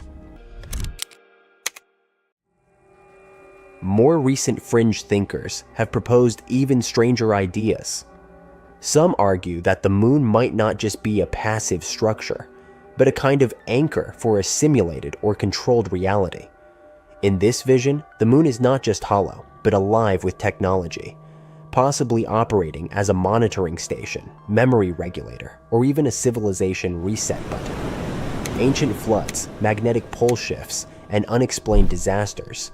Some theorists claim these events correlate with specific lunar alignments or cycles. Others go further, suggesting that the moon is part of a larger system designed to keep human consciousness limited, trapped in cycles of forgetting and rediscovery. Is the moon helping to shape our very perception of time, reality, and evolution? It's impossible to prove, and perhaps that's the point.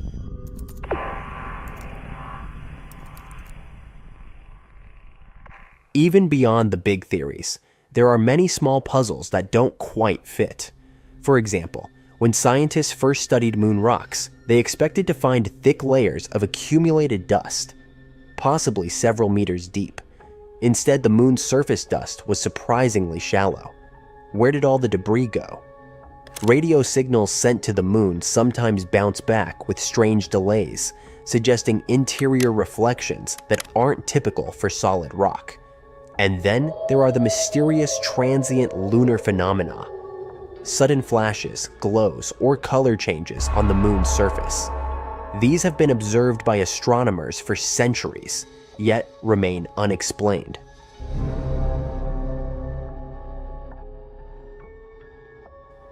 Mainstream science sees the moon as the product of a massive collision in Earth's early history, a fragment of the young planet that cooled into orbit. But for every answer science provides, there seem to be more questions. Why does this object behave so perfectly? Why do myths around the world speak of its arrival? And why does its presence feel so scripted? Whether you believe in the hollow moon theory or not, one thing is certain: the moon is far more than just a rock in the sky. It is a mirror to our imagination, a beacon to our ancestors, and maybe, just maybe, a puzzle we were never meant to solve. What if we built a huge tower on the moon? A tower that could provide future missions with light, power, and guidance technologies that could help astronauts explore our natural satellite. It's not something from a sci-fi book. It's a novel idea from Honeybee Robotics, one of the brightest space technology companies. The lunar utility navigation with advanced remote sensing and autonomous beaming for energy redistribution, or simply Lunar Saber, is a 328 tall pole. It's capable of holding 1 ton of equipment on top of it. But how could we build such a giant construction? No rocket would be able to hold and land such a giant pole on the moon. And building such a tower on the lunar surface without already existing infrastructure would be next to impossible. So, Honeybee might use the deployable interlocking actuated bands for linear operations Diablo system. It uses a rolled piece of metal and bends it into a deployable cylindrical structure that can support really heavy payloads. It would be easier to build it on the moon because gravity there is only 16% of that on Earth. The structure could serve as the base for Lunar Saber. Power is crucial on the moon, so putting solar panels along the sides of the pole would be super useful.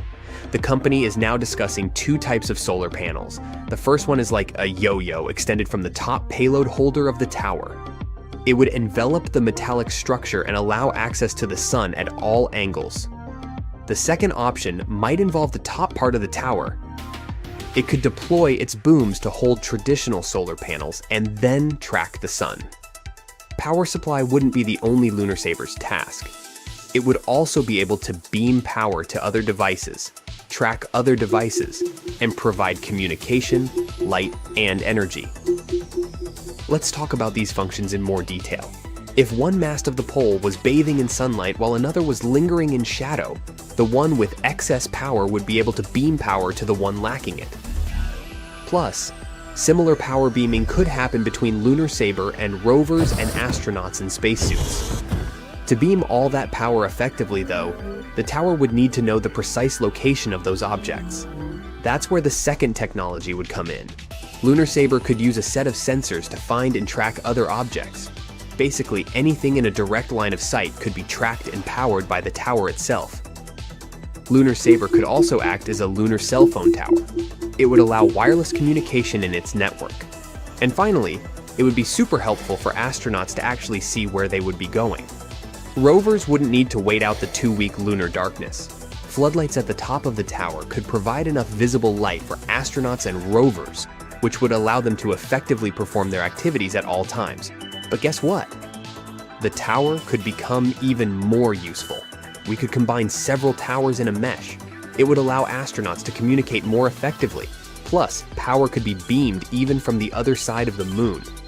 It would enable 2 main applications that have been a thorn in lunar exploration's side so far: constant communication with Earth and constant supply of solar power.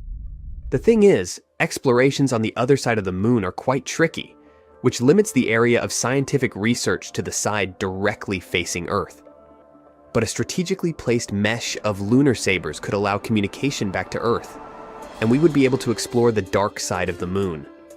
Since at least half of our natural satellite is always lit up, if we placed lunar sabers correctly around the surface of the moon, there would always be at least one bathing in sunlight. That one sunlit tower would then wirelessly transmit power to others in its line of sight. This process would keep going until power was beamed to the main astronauts' base, supplying them with power even in the cold lunar darkness. Unfortunately, at the moment, such technologies look unrealistic. We're not close to having wireless energy transmission over long distances. Even on Earth, we still need to use batteries and wires. It might be easier to launch many satellites into orbit around the moon than to create a network of giant communication towers. There are a few theories about how the moon appeared in the sky, and recently a new idea has popped up.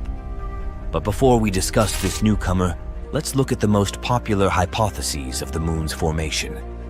The capture theory claims that Earth's natural satellite used to be a wandering body, something like a large asteroid. It had formed somewhere else in the solar system before it was captured by our planet's gravity when passing nearby. The accretion hypothesis suggests that the moon formed in orbit around Earth at the same time as our planet appeared in the darkness of the cosmos. Then, there's the fission theory that says that at one point in its development, Earth was spinning so fast that some of its material broke away and started to orbit the planet.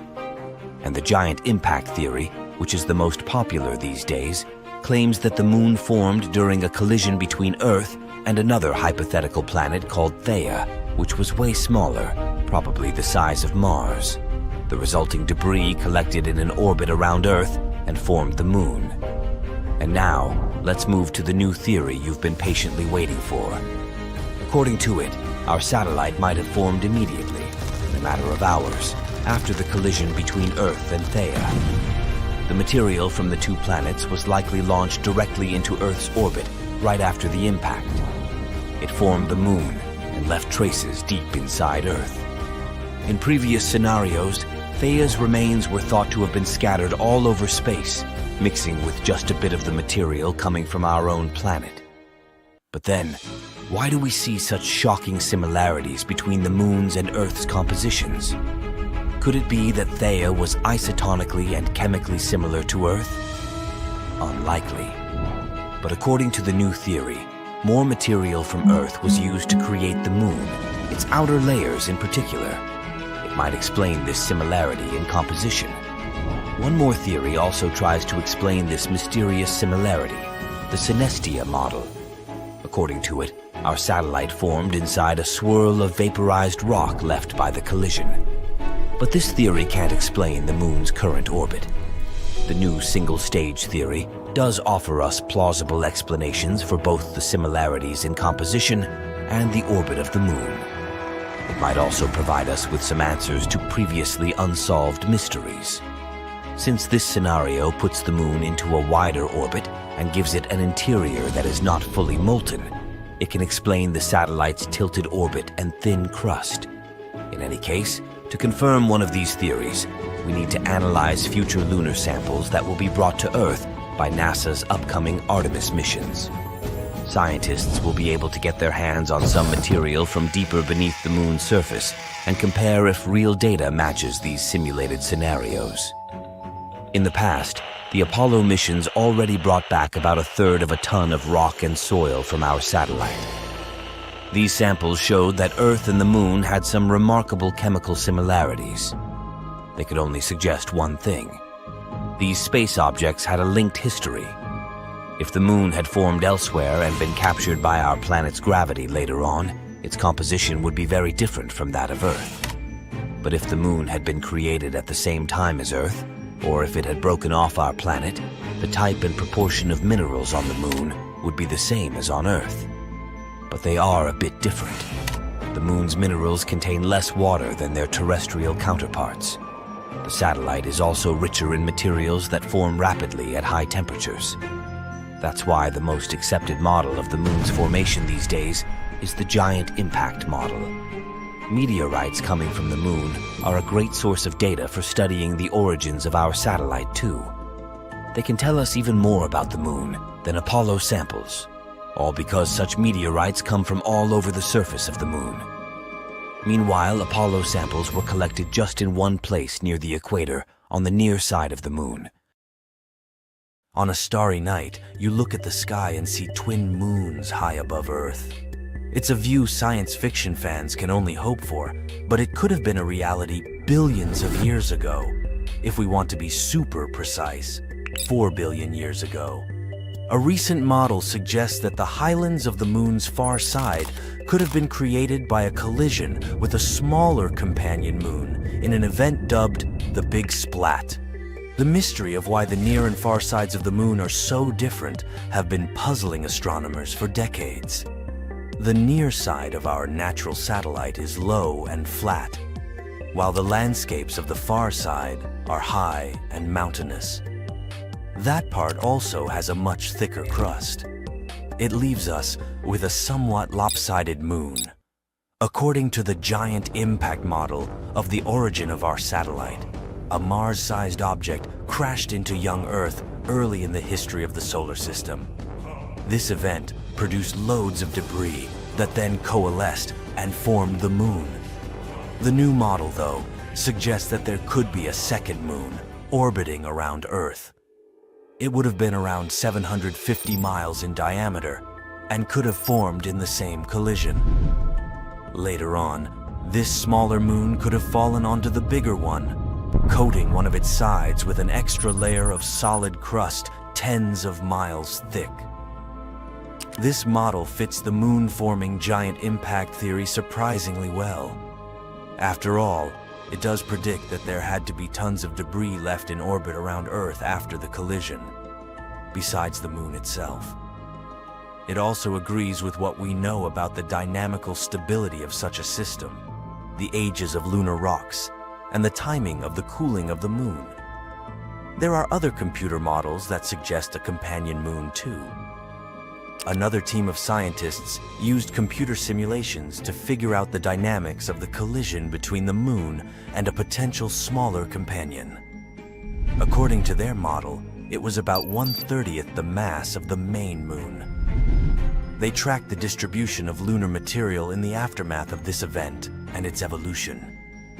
They found out that the impact would have been relatively slow, at a mere 5,000 miles per hour, which is slow enough for rocks not to melt. Plus, no impact crater would have formed at such a speed. Instead, the crust and rocks from the smaller moon would have spread over and around the bigger moon.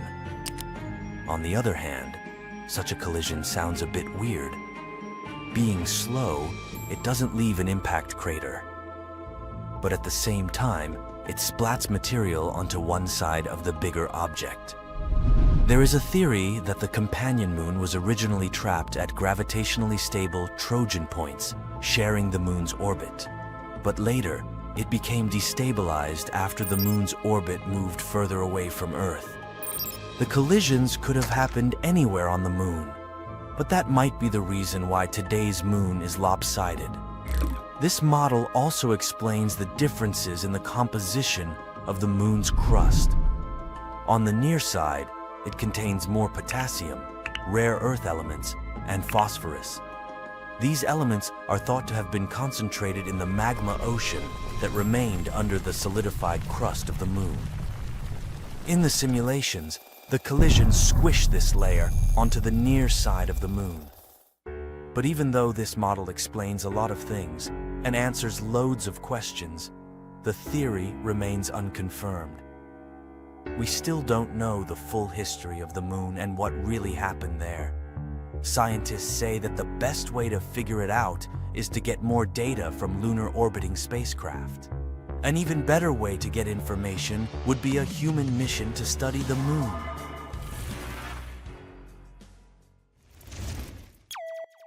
In the universe, wonders are never in short supply, and each one tells us a story about time, space, and our place among the stars. One such tale revolves around our closest celestial neighbor, the Moon. This enigmatic satellite, accompanying Earth for billions of years, has captivated human attention throughout the ages. From the first shamans worshipping the Moon to modern-day scientists probing its surface, it remains a key to understanding our past, present, and perhaps future. Here's the Sun. It's in the center of our solar system. Mercury, Venus, and here's Earth and the Moon.